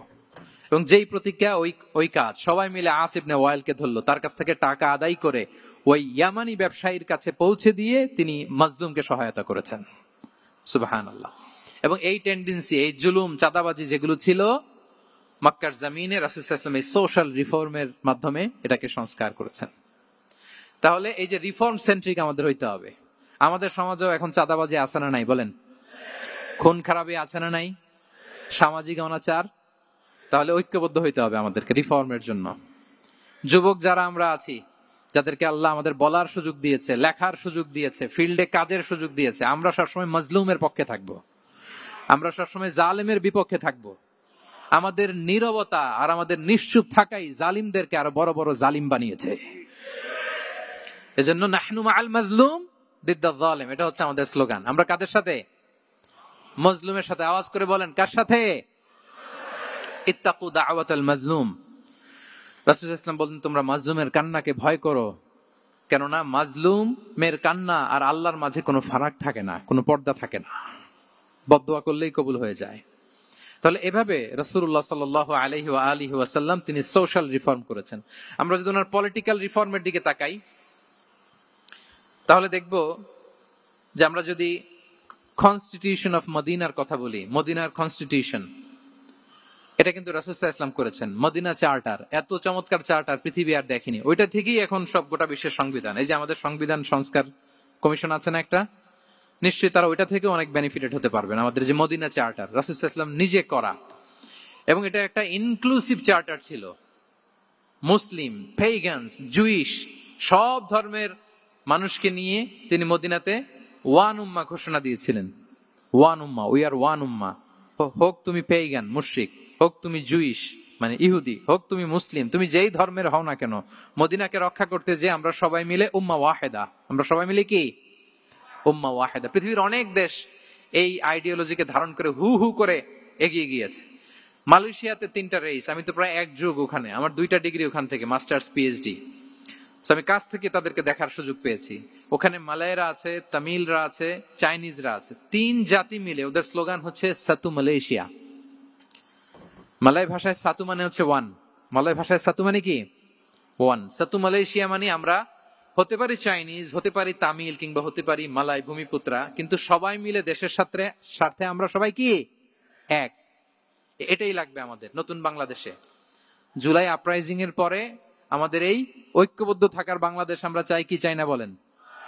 সাম্রাজ্যবাদকে রুখে দিতে, যে কোনো ষড়যন্ত্রকে রুখে দিতে ঐক্যবদ্ধ থাকার কোনো বিকল্প নাই, ঠিক কিনা বলেন? ঐক্যবদ্ধ থাকতে হবে আমাদেরকে, যেটা রাসূলুল্লাহ সাল্লাল্লাহু আলাইহি ওয়া আলিহি ওয়াসাল্লাম মদিনা চার্টারে আমাদেরকে শিখিয়েছেন যে আমরা ওয়ান উম্মাহ। তাহলে খারাপ নাম দেখলে চেঞ্জ করতেন, সমাজে খারাপ কিছু দেখলে সংঘবদ্ধ হয়ে তার বিরুদ্ধে দাঁড়াতেন। পলিটিক্যাল রিফর্ম করেছেন ওয়ান উম্মাহ গঠনের মধ্য দিয়ে। ফিনান্সিয়াল রিফর্ম যদি বলি, শুধু financial reforms by prophet Muhammad peace be upon him, এটা নিয়ে লম্বা কথা বলা যেতে পারে। শুধু একটা উদাহরণ দিয়ে শেষ করি। বিদায় হজের ভাষণে উনি সুদকে চিরতরে কবরস্থ করেছেন, সুদকে চিরতরে কবরস্থ করেছেন, এবং এটা অন্যের জন্য না, নিজের ঘর দিয়ে শুরু করেছেন। উনি বলেছেন যে এই হানাহানি, রক্তপাত এটা বন্ধ, আমার গোত্রের একটা এরকম রক্তের দাবি আছে, এটা আমি শেষ ঘোষণা করলাম। এরপর বললেন যে সুদ কবর দিলাম, অন্য জায়গা থেকে না, আমার পরিবার থেকে। রাসূল ইসলামের চাচা স্বয়ং আব্বাস রাদিয়াল্লাহু তাআলা আনহুর অনেক সুদের ট্রানজাকশন ছিল, ইন্টারেস্ট, সুদের ব্যবসা ছিল। রাসূল সাল্লাল্লাহু আলাইহি ওয়াসাল্লাম বলেন, আজকে থেকে এই সুদ আমি চিরতরে মাটির নিচে কবর দিয়ে দিলাম। আল্লাহু আকবার। দেখেন সোশ্যাল রিফর্ম। তাহলে পরিবর্তন করতে হলে আগে নিজের ঘর থেকে, আগে কোত্থেকে, নাকি ওই ফ্যামিলি থেকে? হ্যাঁ, আমাদের মধ্যে যেটা হয়, আমরা ওয়াজ নসিহত বা ভালো কথা শুনলেই এটাকে ধরে নিই যে এটা ওর জন্য, ওর জন্য। মানে প্রত্যেকটা ওয়াজই যে আমার জন্য হইতে পারে, প্রত্যেকটা নসিহাতের যে প্রাইম অডিয়েন্স আমি হইতে পারি, এইটা আমাদের মাথায় কেন যেন আসে না। আমরা কোনো ভালো নসিহত শুনলে আমরা ভাবি এটা আসলে সমাজে দরকার, ওর দরকার, আমার ভাইয়ের দরকার। কিন্তু এটা যে আমার দরকার, প্রতিটা নাসিহাতের প্রথম অডিয়েন্স হওয়া দরকার কে? আমি নিজে। তাহলে পরিবর্তন শুরু করতে হবে নিজ থেকে। ওর এই সমস্যা, ওর এই সমস্যা, ওর এটা। আরে মিয়া, তোমার কি সমস্যা ওইটা বলো। শুধু ওর ওর না দেখে নিজেরটাও দেখতে হবে। দেখেন, অন্যের দিকে এক আঙ্গুল দেখালে নিজের দিকে কয় আঙ্গুল যায় বলেন তো? এই যে নিজের দিকে কিন্তু তিনটা। আমি যদি এরকম করি তা আমার দিকে আসে তিনটা। এজন্য নিজ থেকে, নিজের ফ্যামিলি থেকে আমরা সংস্কার শুরু করব। কি বলেন? ওমরে ফারুক রাদিয়াল্লাহু তাআলা আনহু যখন ফ্যামিলি মিটিং এ বসতেন, উনি ওনার সন্তানদেরকে বলতেন, শোনো, তোমরা খলিফাতুল মুসলিমিন, আমিরুল মুমিনিনের সন্তান। তোমাদের কোনো বাজে কাজ যদি সমাজে আসে, তোমাদের কোনো অন্যায় যদি আমার কানে আসে, অন্যের জন্য যা শাস্তি তোমাদের জন্য হবে ডবল শাস্তি। ওমরে ফারুক সন্তানদেরকে বলতেন, তোমরা যদি কোনো ভুল করো, একটা যদি হদ কায়েম করা লাগে এমন অন্যায় যদি করো, একটা হচ্ছে আল্লাহর দেয়া হদ, আর একটা হবে আমি উমরের দেয়া হদ।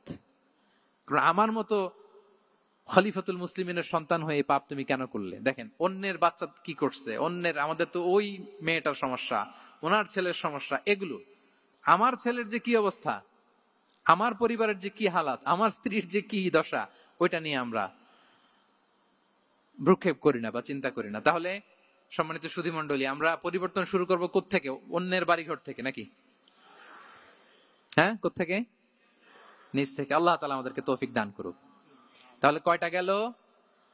4টা। এখন আপনারা তো ক্লান্ত হয়ে গেছেন মনে হচ্ছে, সময় অনেক হয়ে গেছে। আরো কয়েকটা পয়েন্ট বলা যাবে নাকি? হ্যাঁ, মোট কয়টা ছিল পয়েন্ট? সবগুলো শুনবেন? আচ্ছা, 5 নম্বরে হচ্ছে ওপেন মাইন্ডেড। আমার প্রিয় নবী বলেন ওপেন মাইন্ডেড ছিলেন না ন্যারো মাইন্ডেড? সবাই বলবেন, গ্যালারির সবাই আওয়াজ করে, তিনি ওপেন মাইন্ডেড না ন্যারো মাইন্ডেড ছিলেন? রাসূলুল্লাহ সাল্লাল্লাহু আলাইহি ওয়া আলিহি ওয়াসাল্লাম ওপেন মাইন্ডেড ছিলেন। যে কেউ ওনাকে অ্যাপ্রোচ করতেন পারতেন easily. He was very approachable. ছোট বড় আবাল বৃদ্ধ বনিতা ওনার সাথে কথা বলতে স্বাচ্ছন্দ্য বোধ করতো, ভয় পেত না। এজন্য সিরাতের পরতে পরতে দেখবেন এক শিশু এসে প্রশ্ন করে, নারী এসে প্রশ্ন করে, বৃদ্ধ এসে প্রশ্ন করে, বন্ধু এসে প্রশ্ন করে, শত্রু এসে কনভারসেশন করে, সবাই এসে ওনার সাথে কথা বলতে পারতো। সুবহানাল্লাহ। এবং এগুলো উনি অ্যাকোমোডেট করতে পারতেন। কি করতে পারতেন? অ্যাকোমোডেট করতেন। ছোট্ট একটা উদাহরণ দেই, আসির আল হালাবিয়া থেকে নেয়া একটা বিখ্যাত সিরাতের গ্রন্থ। বদরের যুদ্ধে রাসূল সাল্লাল্লাহু আলাইহি ওয়াসাল্লাম বদরের মাঠে সেনা ক্যাম্প স্থাপন করলেন। কি ক্যাম্প? সেনা ক্যাম্প স্থাপন করলেন। আল হুবাব ইবনুল মুনজির রাদিয়াল্লাহু তাআলা আনহু এক সাহাবী, উনি বললেন, ইয়া রাসূলুল্লাহ, এই যে সেনা শিবির যে এখানে স্থাপন করলেন, এটা কি আপনার নিজের ইচ্ছায় না আল্লাহর আদেশে? দেখেন, সেনাপতিরে কোন সাধারণ সৈনিক এই প্রশ্ন করতে পারে? করলে চাকরি থাকবে? কিন্তু রাসূল সাল্লাল্লাহু আলাইহি ওয়াসাল্লামের কাছে সাহস নিয়ে আল হুবাব ইবনুল মুনজির বলে, ইয়া রাসূলুল্লাহ, এই যে সেনা শিবির স্থাপন করলেন, এটা কি আপনার ইচ্ছায় নাকি এটা ওয়াহী? রাসূল সাল্লাল্লাহু আলাইহি ওয়াসাল্লাম বললেন, না, এটা ওয়াহী না, এটা ওয়াহী না, বাল হুয়া রায়ু ওয়াল হারবু ওয়াল মাকিরা, না, এটা যুদ্ধের কৌশল হিসেবে আমি করেছি। আল হুবাব ইবনুল মুনজির বললেন, ইয়া রাসূলুল্লাহ, তাহলে সঠিক জায়গায় সেনা ক্যাম্প স্থাপন হয় নাই। রাসূলের দিকে তাকিয়ে বলতেছেন যে আপনি যেখানে করছেন ওখানে ঠিক হয় না ইয়া রাসূলুল্লাহ, আপনি অভয় দিলে আমি বলতে পারি কোথায় ঠিক হবে। রাসূল সাল্লাল্লাহু আলাইহি ওয়াসাল্লাম বললেন, তাই? আমি যেটা করছি এটা ঠিক হয় নাই, তাহলে কোনটা ঠিক বলো? উনি বললেন, ওই যে বদরে একটা কুয়া আছে যেখানে পানির ব্যবস্থা আছে, ওইটার সামনে ব্যারিকেড দিয়ে আমাদের শিবির করতে হবে। তাহলে আমরা বদরের কুয়া থেকে পানি খাইতে পারবো, সারাদিন পানি খাবো, আর কাফিররা যুদ্ধে তো মারা যাবে, পানির অভাবে মারা যাবে। সুবহানাল্লাহ পড়বেন না? রাসূল সাল্লাল্লাহু আলাইহি ওয়াসাল্লাম বললেন, আরে তাই তো, তুমি তো ঠিকই বলেছো, এভাবে তো আমি ভেবে দেখিনি। আবার তিনি অ্যানাউন্স করে দিলেন যে সেনা শিবির এখানে যেই তাবু টাঙানো হয়েছে এখান থেকে মুভ করে আল হুবাব যেখানে ইন্ডিকেট করেছে ঠিক ওই জায়গায় যে শিবির স্থাপন করো। তাহলে আওয়াজ করে বলুন, ওপেন মাইন্ডেড না ন্যারো মাইন্ডেড? আমরা অনেক সময় আমাদের অধীনস্থদের কথা শুনতে চাই না। অনেক সময় অধীনস্থদের মাথা থেকেও দারুণ দারুণ দুর্দান্ত আইডিয়া চলে আসতে পারে। ইগনোর করবেন না সব সময়। আপনি দেখবেন যে তার কাছ থেকে ভালো আইডিয়া এসছে কিনা। তাহলে রাসূল সাল্লাল্লাহু আলাইহি ওয়াসাল্লাম এটাকে ইগনোর না করে অ্যাকোমোডেট করলেন। সুবহানাল্লাহ। খন্দক যুদ্ধের কথা যদি দেখি, পরীক্ষা খননের অ্যাডভাইস কে দিয়েছিল? মক্কার কোন লোক? মদিনার? কে দিয়েছিল? সালমান আল ফারিসি। বাড়ি কোথায়? ইরান, পারস্য। হি ওয়াজ পার্সিয়ান বেসিক্যালি। তাহলে দেখেন, সেই পারস্য থেকে এসে বললেন যে এখানে পরীক্ষা খনন করলে ভালো হয়। 5.5 কিলোমিটার পরীক্ষা খনন করে ফেললেন। 4.5 মিটার প্রশস্ত, 3.5 মিটার হচ্ছে এটার ডেপথ। পুরো মদিনার সবাই মিলে এটা করে ফেললেন। তার মানে আমি সব বুঝি, আমি সব জানি, এই মেন্টালিটি থেকে আমাদের বেড়ে আসতে হবে। এটা হচ্ছে একটা ন্যারো মাইন্ডেড পার্সোনালিটির অধিকারী, যে আমি যেটা বলছি ওইটা, এটার পরে কোনো কথা নেই, এটা ভুল। বরং আমার টিমের মধ্যে থেকে যদি কোনো ভালো অপিনিয়ন আসে সেটা আমি রিভাইজ করব। কি বলেন, পারা যাবে না? তাহলে ওপেন মাইন্ডেড পার্সোনালিটি ছিলেন রাসূলুল্লাহ সাল্লাল্লাহু আলাইহি ওয়াসাল্লাম। 6 নম্বরে চলে যাই। 6 নম্বর মাইন্ডসেট হচ্ছে এন্টারপ্রেনাল মাইন্ডসেট। এন্টারপ্রেনাল, এখন তো এটা আপনারা সবাই খুব বেশি শোনেন, এন্টারপ্রেনারশিপ, এন্টারপ্রেনাল। এন্টারপ্রেনাল মাইন্ডসেট আসলে অনেক কিছুর সমন্বয় হয়। 1 নম্বর, যার প্রোঅ্যাক্টিভ অ্যাটিটিউড যাদের থাকে, solution focused, not problem focused. Problem সৃষ্টি হইলে ওইদিকে ফোকাস না করে কিভাবে সলিউশন করা যায় ওইদিকে ফোকাস করতেন। এরপর যে হিউম্যান রিসোর্সের ভালো ম্যানেজ করতে পারে, রিসোর্স কম কিন্তু to take the best out of this resource. অনেকে দেখবেন যে ছোট্ট জিনিসকে অর্গানাইজ করে এত সুন্দর প্রেজেন্টেশন করে, আবার অনেকের অনেক আছে কিন্তু সেটাকে প্রেজেন্ট করতে পারে না। এরকম আছে না নাই? রাসূল সাল্লাল্লাহু আলাইহি ওয়াসাল্লাম অল্প রিসোর্স দিয়ে অনেক বড় কিছু অ্যারেঞ্জ করতে পারতেন। সুবহানাল্লাহ। এবং he was a very good talent hunter. রাসূল সাল্লাল্লাহু আলাইহি ওয়াসাল্লাম একজন চৌকস ট্যালেন্ট হান্টার ছিলেন। He was a very good observer. সাহাবীদের কার কি ট্যালেন্ট এটা তিনি নোট করতেন। যার যে দক্ষতা, তাকে তার ওই দক্ষতা দিয়ে ইসলামের সেবা করতে উৎসাহ দিতেন। যখনই কোনো প্রতিভাবান সাহাবীকে তিনি দেখেছেন, তিনি ইসলামের জন্য সেই প্রতিভাকে কাজে লাগানোর চেষ্টা করেছেন। একজনকে দিয়ে সবটা করেননি। আমাদের সমাজে এই একটা ভুল ধারণা আছে, আমরা অনেকে একজনের কাছ থেকে সব কামনা করি। একজন সব করতে পারে না, পারে? যারা পারেও কোনোটাই ভালোভাবে পারে না, সব পারে, একটু একটু পারে। তো রাসূল সাল্লাল্লাহু আলাইহি ওয়াসাল্লাম ট্যালেন্ট হান্টার ছিলেন। যার যেখানে ট্যালেন্ট তাকে ওই কাজে লাগাতেন। বলেন তো, খালিদ বিন ওয়ালিদ রাদিয়াল্লাহু তাআলা আনহুকে আল্লাহ রাসূল সাল্লাল্লাহু আলাইহি ওয়াসাল্লাম কি কাজে লাগিয়েছিলেন? আওয়াজ করে বলুন। যুদ্ধে। অনেক পরে ইসলাম ধর্ম গ্রহণ করেছেন, কিন্তু যুদ্ধের অভিযানে পাঠিয়েছেন এবং পরবর্তীতে তিনি সেনা প্রধান হয়েছিলেন মুসলিম ব্যাটালিয়নের। কারণ উনি ওয়ার স্ট্র্যাটেজি জানতেন। ওনার আক্রমণের কারণে তো উহুদের প্রান্তরে মুসলিমরা প্রায় নাস্তানাবুদ হওয়ার অবস্থা, তাই না? অনেক পরে আল্লাহ তাআলা ওনাকে ইসলামের জন্য কবুল করলেন। তাহলে উনি ওয়ার স্ট্র্যাটেজি জানতেন, ফলে রাসূল সাল্লাল্লাহু আলাইহি ওয়াসাল্লাম ওনাকে যুদ্ধের জন্য কাজে লাগিয়েছেন। তাহলে সবাইকে একটা দিলে হবে না, প্যারাসিটামল 3 বেলা সবার জন্য হবে নাকি যার যে রোগ সে অনুযায়ী প্রেসক্রিপশন? হ্যাঁ, খালিদ বিন ওয়ালিদ রাদিয়াল্লাহু তাআলা আনহু তিনি সমরবিদ ছিলেন, রণকৌশলী। ওনাকে বানিয়েছেন সেনাপ্রধান। আওয়াজ করে বলুন, কি প্রধান? উনি সেনাপ্রধান হয়েছিলেন। আচ্ছা, আপনারা হাসান বিন সাবিত রাদিয়াল্লাহু তাআলা আনহুর নাম শুনেছেন নিশ্চয়ই। ওনাকেও তো যুদ্ধের ময়দানে পাঠিয়েছেন না? ওনারা পাঠিয়েছেন। ওনারা দিয়ে কি করছেন বলেন? কবিতা লিখতেন। ওনার কাব্য প্রতিভা ছিল। উনি বেসিক্যালি যুদ্ধ করতে জানতেন না, এজন্য রাসূল সাল্লাল্লাহু আলাইহি ওয়াসাল্লাম যুদ্ধে ওনাকে পাঠাতেনও না। বিভিন্ন যুদ্ধে ওনাকে না পাঠিয়ে নারীদেরকে, মদিনার নারী, শিশু, ভালনারেবলস যারা আছে তাদেরকে দেখভাল করার জন্য মদিনায় উনি রেখে যেতেন। কারণ আল্লাহ তাআলা ওনাকে কাব্য প্রতিভা দিয়েছিলেন। ওনার এক এক কবিতা পড়লে গায়ের লোম খাড়া হয়ে যায়। You will have goosebumps, literally আপনার গায়ের পশম দাঁড়িয়ে যাবে। এবং উনি ওনার কবিতা দিয়ে মুসলিমদেরকে, সাহাবীদেরকে উজ্জীবিত করতেন।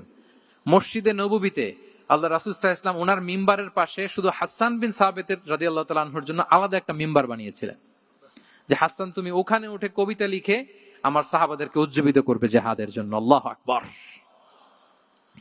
তাহলে একজনকে সেনাপ্রধান, আরেকজনকে জাতীয় কবি, আরেকজনকে হাসান বিন সাবিত রাদিয়াল্লাহু তাআলা আনহুকে কি বানালেন? জাতীয় কবি বানালেন। আচ্ছা, হুযাইফা ইবনে ইয়ামান রাদিয়াল্লাহু তাআলা আনহু, ওনার ছিল ডিটেকটিভ মাইন্ড, এজন্য ওনাকে রাসূল সাল্লাল্লাহু আলাইহি ওয়াসাল্লাম মদিনার গোয়েন্দা বিভাগের প্রধান বানিয়েছেন, হেড অফ ডিটেকটিভ ডিভিশন। হুযাইফা ইবনুল ইয়ামান ছিলেন মদিনার কি? হেড অফ ইন্টেলিজেন্স, গোয়েন্দা বিভাগের প্রধান। মুআয ইবনে জাবাল রাদিয়াল্লাহু তাআলা আনহু প্রশাসনিক কাজ খুব ভালো বুঝতেন। মদিনার সবচাইতে বড় সিনিয়র আমলা ছিলেন মদিনা রাষ্ট্রের সবচাইতে সিনিয়র আমলা মুআয ইবনে জাবাল রাদিয়াল্লাহু তাআলা আনহুকে রাসূল সাল্লাল্লাহু আলাইহি ওয়াসাল্লাম কবিতা লেখার দায়িত্বও দেন নাই, গোয়েন্দাগিরি করতে দেন নাই, ওনাকে ইয়ামানের গভর্নর করে পাঠিয়েছেন। সুবহানাল্লাহ বিহামদি। তাহলে যার যে যোগ্যতা তাকে সেই জায়গায় কাজে লাগানো, এটাকে বলে এন্টারপ্রেনাল মাইন্ডসেট। এটা কি বলে? এন্টারপ্রেনাল মাইন্ডসেট। আল্লাহ হাবিব সাল্লাল্লাহু আলাইহি ওয়াসাল্লামের এই মাইন্ডসেট ছিল। 7 নম্বরে হচ্ছে কনসিডারেট। 7 নম্বরে কি? কনসিডারেট। আমি খুব দ্রুত শেষ করে যাব ইনশাআল্লাহ। আপনারা বোরিং হচ্ছেন না তো? ক্লান্ত হচ্ছেন কারা কারা দেখি হাত তোলেন। আচ্ছা, তাহলে একটা তাকবীর পড়ুন আওয়াজ করে, আল্লাহু আকবার। আর জোরে পড়ুন, আল্লাহু আকবার, আল্লাহু আকবার। মাশাআল্লাহ, এই তো ক্লান্তি টান্তি চলে গেছে না? এবার ঘুমটুম ঝিমুনি যেটা আসছে চলে গেছে আলহামদুলিল্লাহ। 7 নম্বর মাইন্ডসেট হচ্ছে কনসিডারেট মাইন্ডসেট। কনসিডারেট মানে হচ্ছে সুবিবেচক, যার বিবেচনা আছে, অথবা যে অন্যের প্রতি সহানুভূতিশীল, উচ্চ বিবেকবোধ সম্পন্ন ব্যক্তিত্ব। রাসূল সাল্লাল্লাহু আলাইহি ওয়াসাল্লাম he was the man of 6 senses. ওনার 6টা সেন্স কাজ করতে একসাথে। কয়টা? আমাদের করে কয়টা? 5টা তো আল্লাহ দিছে, অনেকের 3টাও কাজ করে না। কোন দিক দিয়ে কি হচ্ছে দিন দুনিয়ায় নাই, সে একেবারে অন্য জগতের মানুষ। কি হচ্ছে চোখ কান খোলা নাই, কিছু জানা নাই। কিন্তু রাসূল সাল্লাল্লাহু আলাইহি ওয়াসাল্লাম he was man of 6 senses. চারদিকে কোথায় কি হচ্ছে, কার একটু অসুবিধা হয়ে যাচ্ছে, কার একটু সমস্যা, খুব অন্যের ব্যথায় ব্যথিত ছিলেন, অন্যের দুঃখে দুঃখী ছিলেন, অন্যের প্রতি সহানুভূতি ছিলেন, ম্যান অফ 6 সেন্সেস ছিলেন তিনি। সিরাত থেকে দু একটা উদাহরণ দেখেন। একবার রাতের নামাজ, সম্ভবত এশার নামাজ, খুব ছোট্ট করে শেষ করে দিলেন। তো সাহাবারা জিজ্ঞেস করলেন, ইয়া রাসূলুল্লাহ, নামাজ তো এত তাড়াহুড়ো করতে আপনাকে কখনো দেখিনি। তিনি বললেন, আমি নামাজের মাঝখানে এক ছোট্ট বাচ্চার কান্না শুনেছি। আনাস রাদিয়াল্লাহু বর্ণনা করেন যে কানা রাসূল সাল্লাল্লাহু আলাইহি ওয়াসাল্লাম ইয়াসমাউ বুকা আস-সাবিয়্যি মা উম্মি। আমি যখন নামাজে ইমামতি করছি, পেছনে মহিলাদের কাতারের ওখান থেকে একটা ছোট্ট শিশুর কান্নার আওয়াজ আমার কানে আসলো। দেখেন কি সেন্স। তো আমার মনে হচ্ছিল বাচ্চার কান্নায় পেছনের কাতারে মায়ের বড্ড কষ্ট হচ্ছে। যে মাটা বাচ্চাটাকে নিয়ে এসছে উইমেন প্রেয়ার হলে, তাকে বাচ্চাটাকে ম্যানেজ করতে বা সামলাতে মায়ের বড্ড কষ্ট হয়ে যাচ্ছে আমার মনে হচ্ছে। এজন্য আমি নামাজটা একটু শর্টকাটে শেষ করে দিয়েছি। Could you imagine that? কি নবী আমরা পেয়েছি, কিরকম কনসিডারেট ছিলেন, কতটা সুবিবেচক ছিলেন, অন্যের প্রতি কতটা সহানুভূতিশীল ছিলেন তিনি, অন্যের যাতে কোনো সমস্যা না হয় এটা খেয়াল করতেন। মুআয ইবনে জাবাল রাদিয়াল্লাহু তাআলা আনহুকে মদিনার পাশেই এক মসজিদের ইমাম করে পাঠালেন। উনি ইমামতির দায়িত্ব পেয়ে একবার মাগরিবের নামাজে সূরা বাকারা তেলাওয়াত শুরু করলেন। কোরআনের সবচাইতে ছোট সূরা, তাই না? সূরাতুল বাকারা, হ্যাঁ, সবচেয়ে ছোট সূরা। তো ওনার হয়তো তেলাওয়াত করতে করতে একটা ইমোশন চলে আসছে, উনি তো সুরের ঝংকার দিয়ে তেলাওয়াত করতেছেন। এখন পিছনে যারা মুসল্লি ছিল এরা ছিল সব কৃষিজীবী সাহাবী। এরা কি ছিল? সারা দিন ওট দিয়ে, খেজুর গাছে পানি দিয়ে যান যায় কোন রকম ফরজ পেরে যায় ঘুমাইতে হবে। এই সাহাবীরা যখন পিছনে দাঁড়াইছে আর উনি ধরছে কোন সূরা? আওয়াজ করে বলুন না একটু, সূরাতুল বাকারা। এখন ওনারা তো আর থাকতে পারে না, ওনার সাথে থাকতে না পারে এক সাহাবী নামাজ রেখে দিয়ে ডাইরেক্ট রাসূল সাল্লাল্লাহু আলাইহি ওয়াসাল্লামের কাছে, কারণ বড় হুজুর তো আছে মদিনায়। যে বিচার দিছে ইয়া রাসূলুল্লাহ, দেখেন এমন একজনকে ইমাম করে অ্যাসাইন করেছেন, উনি মাগরিবের সালাতে সূরা বাকারা পড়ে, আর আমরা হচ্ছি কৃষিজীবী শ্রমজীবী সাহাবী, আমাদের তো এত বড় কেরাতের সাথে জয়েন করা সম্ভব না। রাসূল সাল্লাল্লাহু আলাইহি ওয়াসাল্লাম রেগে গেলেন, চেহারাটা আগুনের গোলার মতো লাল হয়ে গেল। মুআয ইবনে জাবাল রাদিয়াল্লাহু তাআলা আনহুকে ডেকে পাঠালেন, ডেকে বললেন, আফাত্তানুন আনতা ইয়া মুআয, আফাত্তান, তুমি কি ফিতনা সৃষ্টি করতেছো? ওখানে পাঠাইছি কমিউনিটির ইউনিটি ধরে রাখার জন্য, তুমি ওখানে যে ফিতনা সৃষ্টি করতেছো। তুমি কি সাব্বিহ ইসমা রাব্বিকাল আ'লা এই সূরা তোমার মুখস্থ নাই? ওয়াদ-দুহা ওয়াল-লাইলি ইযা সাজা এটা পারো না? ওয়াশ-শামসি ওয়া দুহাহা এটা মুখস্থ নাই? তো তুমি কেন এই সূরাগুলো দিয়ে নামাজ পড়াও না? কেন পড়াও না? এরপর তিনি বললেন, যখন ইমামতির সুযোগ পাবে, সুযোগ পেয়ে লম্বা কেরাত ধরো না, ছোট্ট কেরাত দিয়ে নামাজ শেষ করো। কেননা তোমার পেছনে বয়স্করা আছে, মুরব্বীরা আছে, অসুস্থরা আছে। যাল হাজা, তার একটা জরুরি কাজ পড়ছিল, যাচ্ছিল, হঠাৎ মাগরিবের আজান, ভাবলো রাস্তার পাশে যেহেতু আজান দিছে নামাজটা পড়ে নেই। নামাজে ঢুইকে দেখছে আপনি সূরা বাকারা ধরছেন, তো বেচারা কি কাজ করবে না কি করবে? আর তার তো নিয়ত ছিল ফরজ নামাজটা পড়ি যে বাস ধরবো। এখন আপনি ধরছেন কোন সূরা? বাকারা। দেখেন রাসূল ইসলাম বললেন যখন ইমামতির চান্স পাবে ছোট সূরা পড়বে, আর যখন তুমি একা পড়বে ফালিউতাউবিল মাশা, যত লম্বা করতে মনে চায় করো। রুকু করো লম্বা, সেজদা করো লম্বা, কেরাত করো লম্বা। রাসূল সাল্লাল্লাহু আলাইহি ওয়াসাল্লাম তো রাতে আধা ঘন্টা 40 মিনিট প্রথম রাকাতে কেরাত পড়তেন, এরপরে আবার 40 মিনিট রুকুতে থাকতেন, রুকু থেকে দাঁড়ায় আবার 40 মিনিট, আবার সেজদায় যেয়ে 40 মিনিট, এরপরে সেজদা থেকে 2 সেজদার মাঝখানে আবার 40 মিনিট, 2 রাকাত দিয়ে এরকম রাতও শেষ করে দিছেন। তো আপনার লম্বা যদি পড়তে মনে চায়, আপনি তো আপনার ব্যক্তিগত নফল সালাতে এভাবে লম্বা করবেন। কিন্তু আমাদের হয়ে গেছে উল্টা, একাকী নামাজ কোন রকম রুকু সেজদা এরকম হয়ে গেছে না অনেকটা। কিন্তু ইমামতির সুযোগ পেলে মাশাআল্লাহ, আল্লাহু আকবার, এইবার শুরু হয়েছে শাইখ সুদাইসির কণ্ঠে এই লম্বা করে। এখন পেছনে মুসল্লিদের কি দশা ওইটা আর আমরা খেয়াল করি না। না, আমাদেরকে অন্যের প্রতি সহানুভূতিশীল হতে শিখিয়েছে ইসলাম, কনসিডারেট হতে শিখিয়েছে, সুবিবেচক হতে শিখিয়েছে, যেটা রাসূল সাল্লাল্লাহু আলাইহি ওয়াসাল্লাম করেছেন। এবং রাসূল সাল্লাল্লাহু আলাইহি ওয়াসাল্লাম কোনো কাজে কাউকে পাঠালে ওনার বিখ্যাত সে বাণীটা বলে দিতেন যে ইয়াসসিরু ওয়ালা তুআসসিরু বাশশিরু ওয়ালা তুনাফিরু, সহজ করে উপস্থাপন করো, কঠিন করো না। সুসংবাদ দিও, মানুষকে দিন থেকে ভাগিও না। আমরা মানুষকে ভয় দেখাই, আমরা এত কঠিন করে ইসলামকে উপস্থাপন করি, মানুষ বলে আগে যেটা করতাম ওইটাই ভালো। তো আমরা যেন দিনকে কঠিন না করি, আমাদের কোনো অ্যাটিটিউডের কারণে যেন মানুষ ইসলাম থেকে ভেগে না যায়। আরেকটা উদাহরণ দেখুন, একবার মাগরিবের কিংবা এশার নামাজে রাসূল সাল্লাল্লাহু আলাইহি ওয়াসাল্লাম লম্বা সেজদা দিলেন। এত লম্বা সেজদা তিনি কখনো দেন না।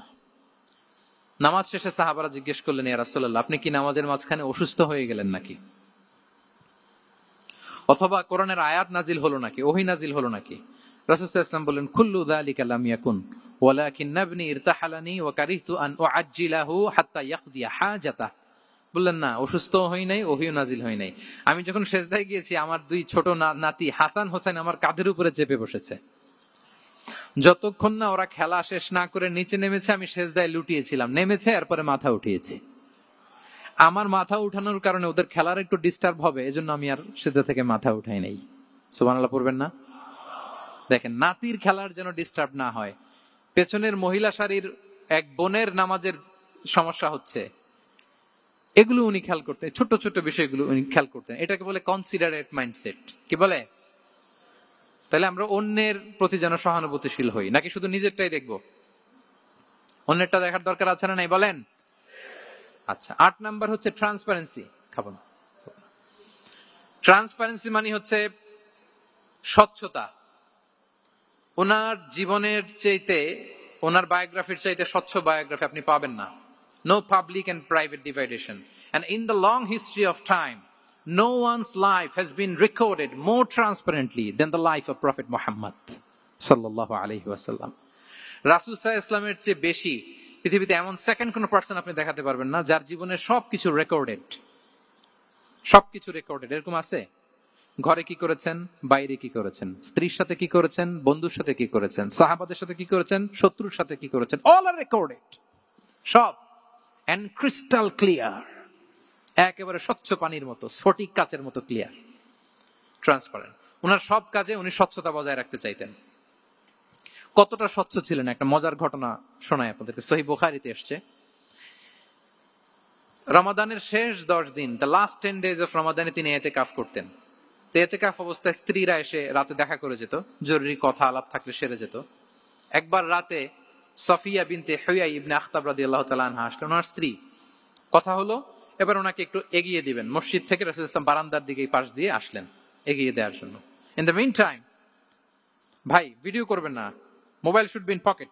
জি, বারবার বলবো না, পকেটে রাখ, অন্যদের ডিস্টার্ব হচ্ছে আমি দেখতেছি। হঠাৎ 2 জন আনসারী সাহাবী পাশ দিয়ে হেঁটে যাচ্ছেন। রাসূল সাল্লাল্লাহু আলাইহি ওয়াসাল্লাম আম্মাজানকে বিদায় দিবেন এখানে। হঠাৎ করে তিনি আওয়াজ করে বললেন, আলা রিসলিকুমা, এই দাঁড়াও। ওই সাহাবী 2 জন রাসূল সাল্লাল্লাহু আলাইহি ওয়াসাল্লামের সাথে কে এটা টের পায় নাই, বুঝতে পারে নাই। বোরকায় আবৃত কোন এক নারী দেখে রাসূল আর ওই নারীকে দেখে তারা আরো দ্রুত গতিতে হাঁটতে শুরু করে দিচ্ছে, আমরা চলে যাই এখান থেকে। দেখেন, রাসূল সাল্লাল্লাহু আলাইহি ওয়াসাল্লাম নিজের অবস্থানকে ট্রান্সপারেন্ট করার জন্য বললেন, আলা রিসলিকুমা, দাঁড়াও। দাঁড়ালেন। তখন রাসূল সাল্লাল্লাহু আলাইহি ওয়াসাল্লাম বললেন যে, ইন্নাহা উম্মুকুম সফিয়া, আমার পাশে যাকে দেখতে পাচ্ছ বলে দেয়া ভালো যে সে কিন্তু অন্য কোনো নারী নয়, সে তোমাদের মা উম্মুল মুমিনিন সাফিয়া। সাহাবারা বলে সুবহানাল্লাহ ইয়া রাসূলুল্লাহ, ইয়া রাসূলুল্লাহ এ কেমন কথা, আপনি কেন আমাদের কাছে জবাবদিহি করতে যাচ্ছেন বা ক্লারিফাই করছেন? আপনার পাশে কোনো নারী এত রাতে যদি দাঁড়িয়ে থাকে, তিনি তো আমাদের মাদের মধ্যে থেকেই তো একজন হবেন, কেন আপনি বলতেছেন? তখন রাসূল সাল্লাল্লাহু আলাইহি ওয়াসাল্লাম বললেন যে না, ইন্না শাইতানা ইয়াজরি মিনাল ইনসানি মাজরাদ দাম, শয়তান মানুষের রগে রগে চলাচল করে। ওয়া ইন্নী খাশিতু আইয়ুকযিফা ফি কুলুবিকুমা শাররান, আরেক বর্ণনায় আছে শাইআন, আমার ভয় হয় হয়তো শয়তান কোন সন্দেহের উদ্রেক তোমাদের হৃদয়ে ঢুকায় দিতে পারে। সুবহানাল্লাহ। এজন্য আমি ক্লিয়ার করে দিলাম, এটা আমার বউ, আমার স্ত্রী, তোমাদের মা সফিয়া। দুজন সাহাবী যদি চলে যায়, এমন হতেই পারতো বাড়িতে যে একজন আরেকজনকে জিজ্ঞেস করতে পারতো যে আচ্ছা নবীর পাশে যে কালো বোরকা পরা মহিলাটা ছিল দেখছো না, এটা কে? তখন একজন হয়তো বলতো কে আর হবে, আমাদের মাই তো হবে, কোন এক মা। আরেকজন বলবে আমাদের উম্মুল মুমিনিনের কেউ ছিল নাকি অন্য কেউ। এরকম একটা হুট করে সন্দেহের উদ্রেক মাথায় আসতে পারে না যে ওনার স্ত্রী ছিল না অন্য কেউ ছিল? আসতে পারে কি পারে না বলেন?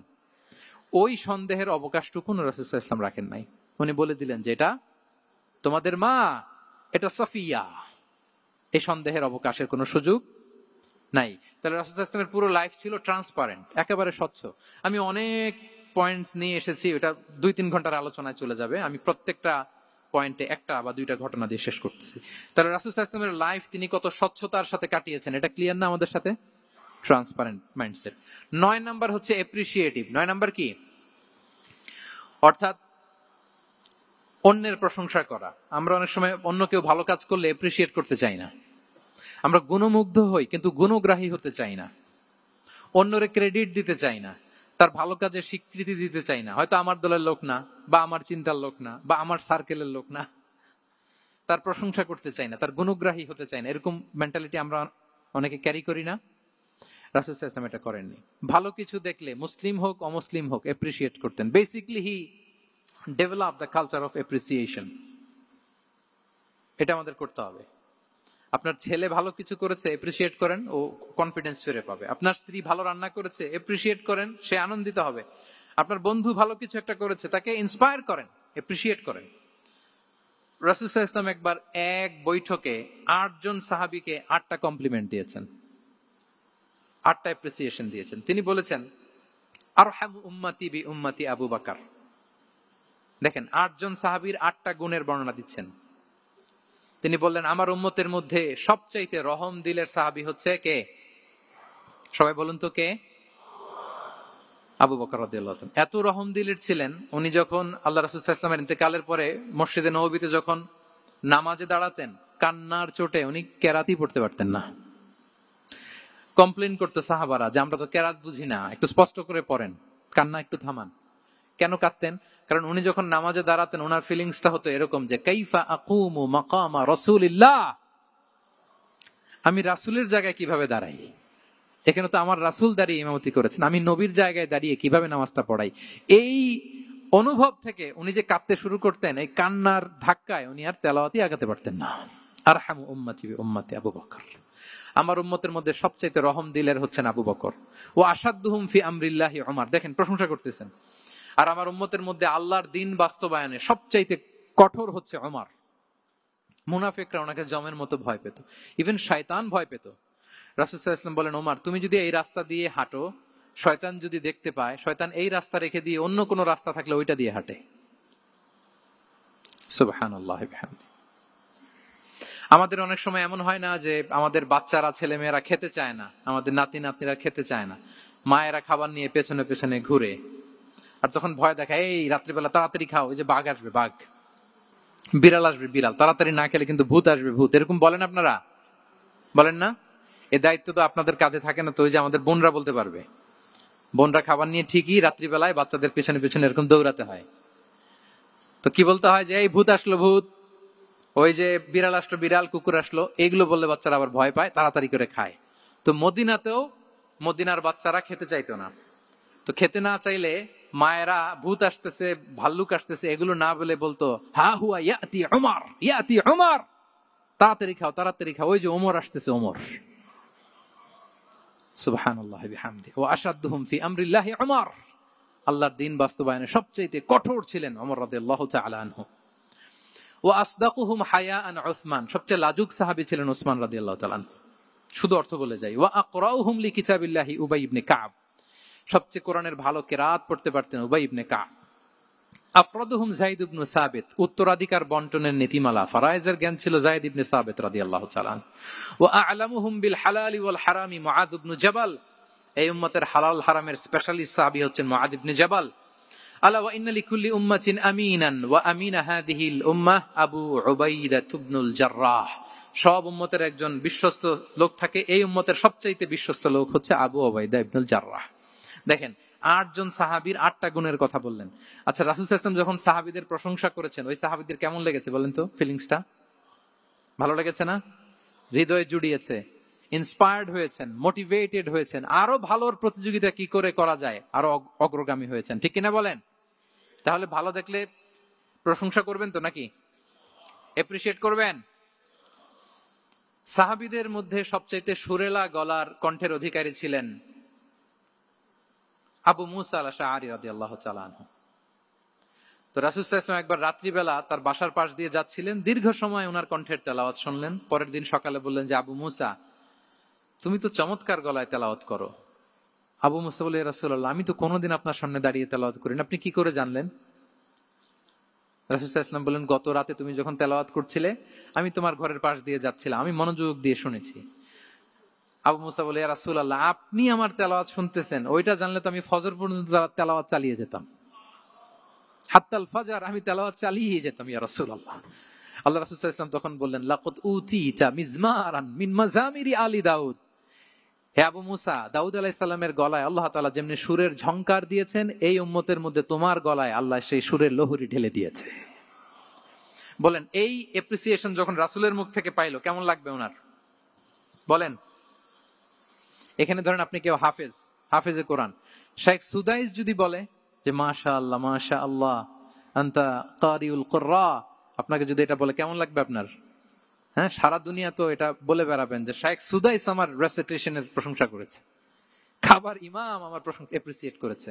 আর স্বয়ং রাসূলুল্লাহ সাল্লাল্লাহু আলাইহি ওয়াসাল্লাম যখন বলে তোমার গলায় আল্লাহ সুরের ঝংকার ঢেলে দিয়েছে, তখন উনার কেমন লেগেছে?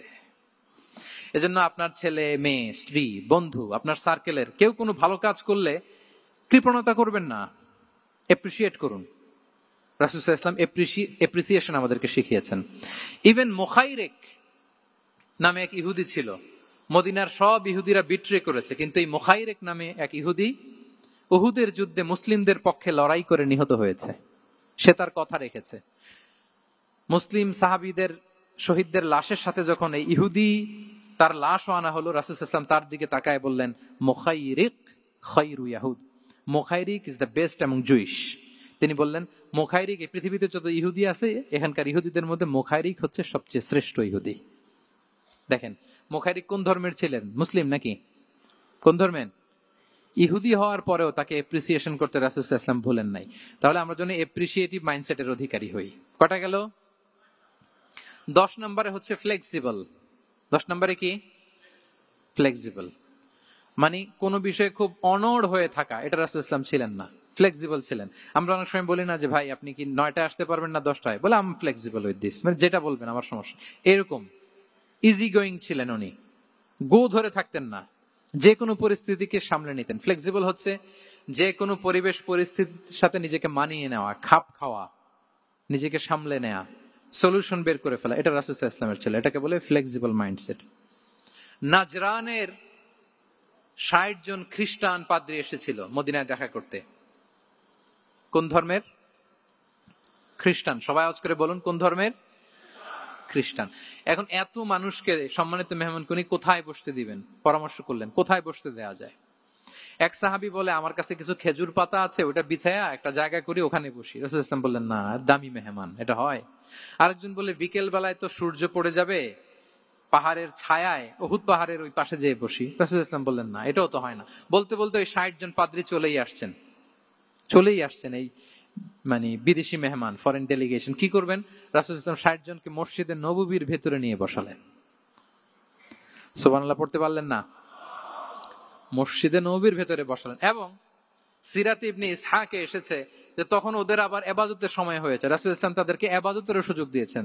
তাদের কেবলা পূর্ব দিকে, তারা পূর্ব দিকে হয়ে 60 জন ওখানে এবাদত করেছে, তাদের ধর্ম রীতি অনুযায়ী সালাত আদায় করছে। দেখেন কতটা ফ্লেক্সিবল ছিলেন রাসূল সাল্লাল্লাহু আলাইহি ওয়াসাল্লাম। ফজরের সালাতের পরে ঘরে ঢুকেই আম্মা জান আয়েশাকে জিজ্ঞেস করতেন, কোনো খাবার আছে? আম্মা জান আয়েশা যদি বলতেন আছে, তিনি সেটা খেতেন। কোনদিন যদি বলতেন না ইয়া রাসূলুল্লাহ, ঘরে তো খাবার নাই, তখন রাসূল সাল্লাল্লাহু আলাইহি ওয়াসাল্লাম বলতেন ফাইন্নী সাইম, অসুবিধা নাই, খাবার যেহেতু নাই আমি রোজা রেখে দিলাম। কত ইজি গোয়িং। আচ্ছা আমরা হলে কি করতাম বলেন তো? ফজরের পরে ঘরে গেছেন আপনি, বড় সাহেব না, এবার যাওয়ার পরে জিজ্ঞেস করছেন কি আছে খাবার দাও, যদি বলে ঘরে কিছু নাই, কি বলবেন দেখি, কয়েকটা উত্তর আসুক। ফজরে মসজিদে অনেক কিছু করে টোরে ক্ষুধা পেটে ঘরে গেলেন, যে বললেন যে টেবিলে বসে বললেন যে খাবার দাও, এখন বলে যে কিছু নাই ঘরে, কি উত্তর আসবে? এখান থেকে একটা উত্তর আসুক, বলেন কি বলবেন? হ্যাঁ, খবর আছে? এই তো, এদিকে বলেন, আপনি কি বলবেন? আপনারা আলহামদুলিল্লাহ বলে না, কিন্তু বাসায় বলে না। পিছনে ভাবিরা আছে, এখন কিন্তু রিপোর্ট নেওয়া যাবে সহজে। তো যদি আমরা আলহামদুলিল্লাহ বলি, that is called easy going and flexible mindset. এটাই হওয়া উচিত, এটাই হওয়া উচিত। খাবার থাকলে খেতেন, না থাকলে বলতেন okay I am fasting, it's not a big deal, ফাইন্নী সাইম, যেহেতু নাই কি আর করবো, আমি রোজা রেখে দিলাম। এরকম ইজি গোয়িং ছিলেন। দেখেন his life was so simple but so special. Muhammad সাল্লাল্লাহু আলাইহি ওয়াসাল্লাম তাহলে ফ্লেক্সিবল ছিলেন। কয়টা গেল? আর কয়টা বাকি? আচ্ছা 5 মিনিটে শেষ করে দেই। 11 নাম্বার হচ্ছে অপটিমিস্টিক মাইন্ডসেটের অধিকারী ছিলেন। অপটিমিস্টিক, পেসিমিস্টিক ছিলেন না, মানে ইতিবাচক চিন্তা করতেন সবসময়। সবসময় কি চিন্তা করতেন? আপনি আজকের এই হল রুমের কিছু ভুল ধরতে পারবেন না? যদি বলে যে কয়েকটা ভুল ধরেন, বলবেন যে এই সমস্যা, সাউন্ডের সমস্যা, ওইদিকে এটা নাই, ওইদিকে এটা নাই, এটা হচ্ছে ভুল। আপনি পেসিমিস্টিকটা ধরলেন। এবার যদি বলা হয় আজকের এই প্রোগ্রামের কয়েকটা পজিটিভ দিক বলেন, তখন আপনি কিন্তু কয়েকটা পয়েন্ট বের করতে পারবেন যে এটা ছিল একটা ইতিবাচক দিক, এই প্রোগ্রামের এটা ছিল একটা পজিটিভ দিক। তো রাসূল সাল্লাল্লাহু আলাইহি ওয়াসাল্লাম ওই পজিটিভ দিকগুলোতে ফোকাস করতেন। হ্যাঁ, come back positive, not go back negative. রাসূল সাল্লাল্লাহু আলাইহি ওয়াসাল্লামের কাছে এসে যদি কেউ বলতে, ইয়া রাসূলুল্লাহ আমি খুব অসুস্থ, আমি খুবই অসুস্থ, রাসূল সাল্লাল্লাহু আলাইহি ওয়াসাল্লাম কি বলতেন জানেন? জি, রাসূল সাল্লাল্লাহু আলাইহি ওয়াসাল্লাম বলতেন লা বাসা আলাইকা তাহুরুন ইনশাআল্লাহ। ইয়া রাসূলুল্লাহ আমি অসুস্থ। রাসূল সাল্লাল্লাহু আলাইহি ওয়াসাল্লাম বলতেন আরে don't worry, it will cleanse up you from your sins if আল্লাহ উইশ, ইনশাআল্লাহ। এতে তোমার যে গুনাহ টুনা আছে, পাপ আছে, এই পাপগুলোকে আল্লাহ তাআলা এই অসুস্থতা দিয়ে মোচন করে দিচ্ছেন। পড়েন সুবহানাল্লাহ। তাইলে আপনি অসুস্থতার মধ্যে একটু হালকা হলেন না, যে জ্বরে ভুগতেছি কিন্তু এই জ্বরে নাকি আমার গুনাহ মাফ হয়ে যায়। পেটের ব্যথায় আক্রান্ত, মাথা ব্যথায় আক্রান্ত, কিন্তু এটাতে নাকি আল্লাহ আমার পাপ মোচন করে দেয়, তাহলে একটু ভাল লাগবে না? তাহলে দেখেন একটা কঠিন পরিবেশকে রাসূল সাল্লাল্লাহু আলাইহি ওয়াসাল্লাম সহজ করতেন। অসুস্থ শুনলেই লা বাস তাহুরুন ইনশাআল্লাহ, আর কিছু হবে না, আল্লাহ তোমার গুনাহ মাফ করে দিচ্ছে। অসুস্থ ব্যক্তি দেখলেই মাথায় হাত দিয়ে দোয়া করতেন আল্লাহুম্মা রাব্বান নাস আযহিবিল বাস ইশফি আনতাশ শাফি লা শিফাআ ইল্লা শিফাউক শিফাআন লা ইগাদিরু সাকামা। উজ্জীবিত হয়ে যেত অসুস্থ ব্যক্তি। আমরা কি করি? আমরা কি করি? কাউকে অসুস্থ দেখলে, রোগাক্রান্ত দেখলে, ওই রোগে সবচাইতে কষ্ট পেয়ে যে মারা গেছে তার ঘটনা বলা শুরু করি। হায় রে ভাই, আপনার ক্যান্সার, আমার এক খালা ছিল ক্যান্সারের 4th স্টেজে চলে গেছিল, 14টা কেমো দেয়া লাগছে, এই যে ফিরিস্তি, একেবারে ওনার দাফন কাফন পর্যন্ত। এখন বলেন ওই লোক যাও সুস্থ ছিল, এখন আর সুস্থ থাকবে? কথা বলেন, থাকবে? একটা দিব্যি সুস্থ মানুষকে যদি আপনি বলেন ভাই আপনাকে দেখতে কেমন যেন একটু রোগা রোগা লাগতেছে, অসুস্থ নাকি? এরপরে প্ল্যান করে ধরেন আপনি বললেন, উনি আবার ওদিকে যাওয়ার পরে আরেকজনকে প্ল্যান করে বলতে বললেন, বললো ভাই ব্যাপার কি, চেহারাটা কেমন শুকনা শুকনা। এরকম 5 জন বলার পরে ওই বিকেলে কাঁথা গায়ে দিয়ে শুয়ে ফেলবে বিছানায়। তোরে আপনি অসুস্থ এমনি বানায় ফেলছেন। কিন্তু রাসূলুল্লাহ সাল্লাল্লাহু আলাইহি ওয়া আলিহি ওয়াসাল্লাম উনি বলতেন লাবাস লাবাস আলাইক তাহুরুন ইনশাআল্লাহ, আরে সুস্থ হয়ে যাবা। এজন্য দেখতে গেলে আপনি উৎসাহিত করবেন, বলবেন আরে ভাই আপনারা তো খুব সুস্থ লাগতেছে। কে বলছে আপনি অসুস্থ? অসুস্থতার কোনো ছোঁয়াই তো আপনার মধ্যে নাই। হ্যাঁ, you are looking very fine, চমৎকার লাগতেছে আপনার, কে বলছে? তো ভালো হয়ে যাচ্ছেন। এটা বললে উনি আশা পায়। আর আপনি যদি ওই রোগে সবচেয়ে কষ্ট পেয়ে যে মারা গেল, এই ঘটনা যদি ওনারে শোনান, উনি বাঁচবে বলেন?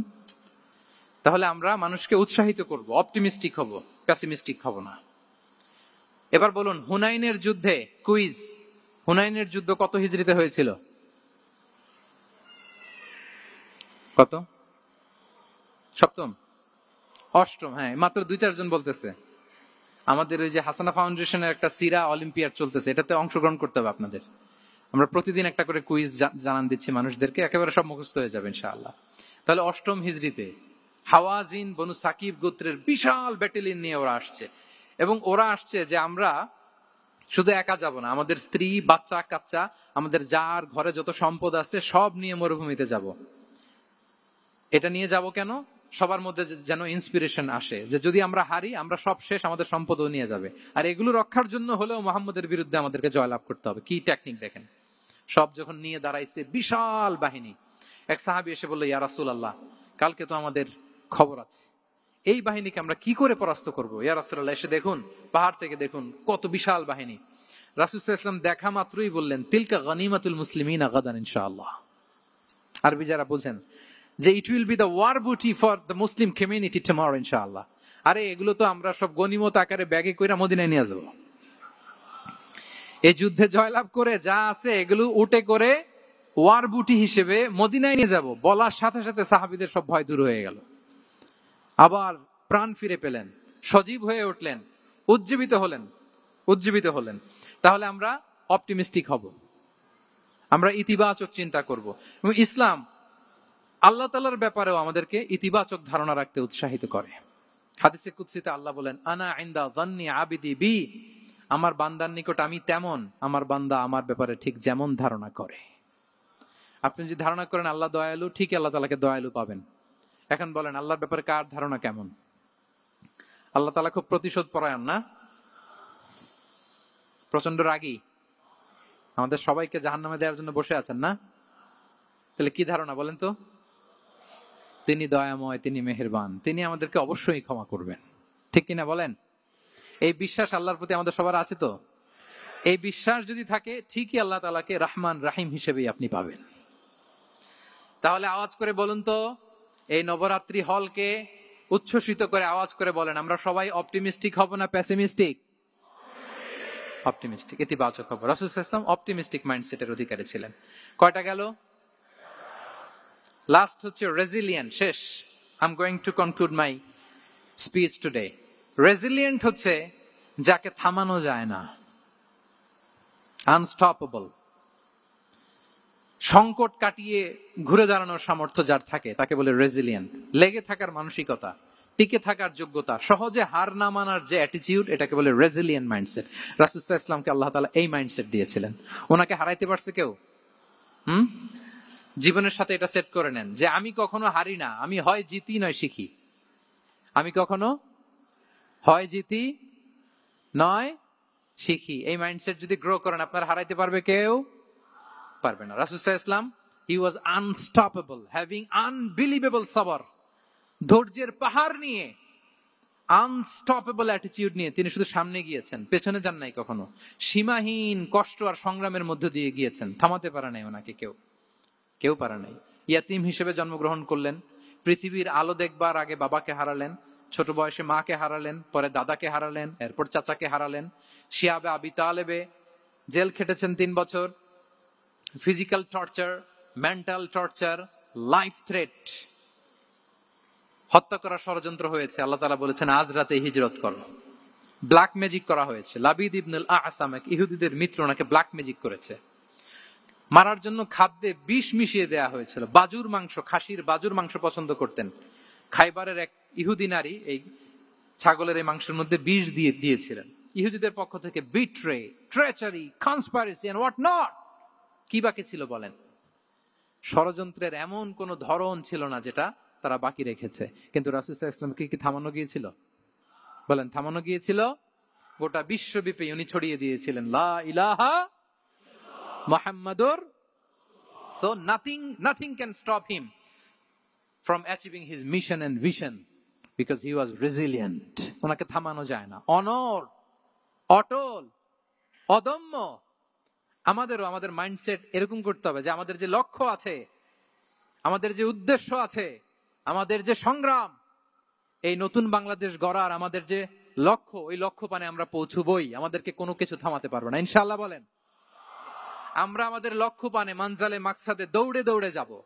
আমাদেরকে থামিয়ে দেয়া হলে আমরা হাঁটতে থাকবো, সেখানে আমাদেরকে আঘাত করা হলে আমরা হামাগুড়ি দিয়ে সামনের দিকে যেতে থাকবো, সেখানেও থামিয়ে দেওয়ার চেষ্টা করা হলে আমরা আমাদের মঞ্জিলে মাকসুদের দিকে অপলক নেত্রে চেয়ে থাকবো।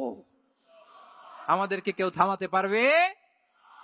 রেজিলিয়েন্ট, অনর, অটল, আনস্টপেবল, এই মাইন্ডসেটের অধিকারী ছিলেন। ফলেই তিনি লা ইলাহার বাণীকে গোটা বিশ্বে ছড়িয়ে দিতে পেরেছেন। তাহলে আমরা রেজিলিয়েন্ট হতে চাই কি চাই না বলেন? হতে চাই। সম্মানিত শুধু মোট কয়টা মাইন্ডসেট জানলাম? নববী মনস্তত্ত্ব, সিরাতের আয়নায়, prophetic mindset through the lens of সিরা, মোট কয়টা জানলাম? 12টা। এগুলোকে আমরা নিজেদের মধ্যে ধারণ করতে পারবো ইনশাআল্লাহ। কারণ রাসূল সাল্লাল্লাহু আলাইহি ওয়াসাল্লাম আমাদের জন্য যা নিয়ে এসেছেন ওইটাই আমাদের আঁকড়ে ধরতে হবে। যেটা বারণ করেছেন ওইটা থেকে আমাদের দূরে থাকতে হবে। যে আয়াত দিয়ে শুরু করেছিলাম সূরা হাশরে, ওমা আতাকুমুর রাসূলু ফাখুযুহু ওমা নাহাকুম আনহু ফানতাহু। নবী যা এনেছে ধরো, নবী যা বারণ করেছে সেগুলো ছেড়ে দাও। আমরা আল্লাহ তাআলার কাছে কামনা করি আমার নবী ওনার যে থট প্রসেসকে ডেভেলপ করেছেন, ওনার যে অ্যাপ্রোচ এন্ড মাইন্ডসেটকে ডেভেলপ করেছেন, আমরাও যেন আমাদের মাইন্ডসেটকে ঠিক ওইভাবে করতে পারি।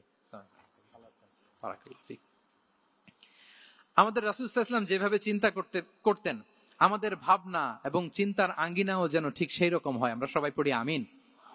তার মাইন্ডসেট হবে আমাদের মাইন্ডসেট। কি বলেন? পারা যাবে তো ইনশাআল্লাহ? তাহলে কয়টা মাইন্ডসেটের কথা বলেছি? কয়টা বলতে পারবেন? কয়টা দেখি। 1 নম্বরে কি ছিল? God centric. 2 নম্বরে ভিশন ওরিয়েন্টেড। 3 নম্বরে উইজডম ড্রিভেন। 4 নম্বরে রিফর্ম সেন্ট্রিক। 5 নম্বর ওপেন মাইন্ডেড। 6 নম্বর এন্টারপ্রেনার। 7 নম্বর কনসিডারেট। 8 নম্বর ট্রান্সপারেন্ট। 9 নম্বর অ্যাপ্রিশিয়েটিভ। 10 নম্বর ফ্লেক্সিবল। 11 নম্বর অপটিমিস্টিক এবং 12 নম্বর রেজিলিয়েন্ট। এটা ছিল রাসূল সাল্লাল্লাহু আলাইহি ওয়াসাল্লামের মাইন্ডসেট। এই মাইন্ডসেট দিয়ে যদি আমরা আমাদের মাইন্ডসেটকে সাজাতে পারি, আমাদের সফলতা দুনিয়া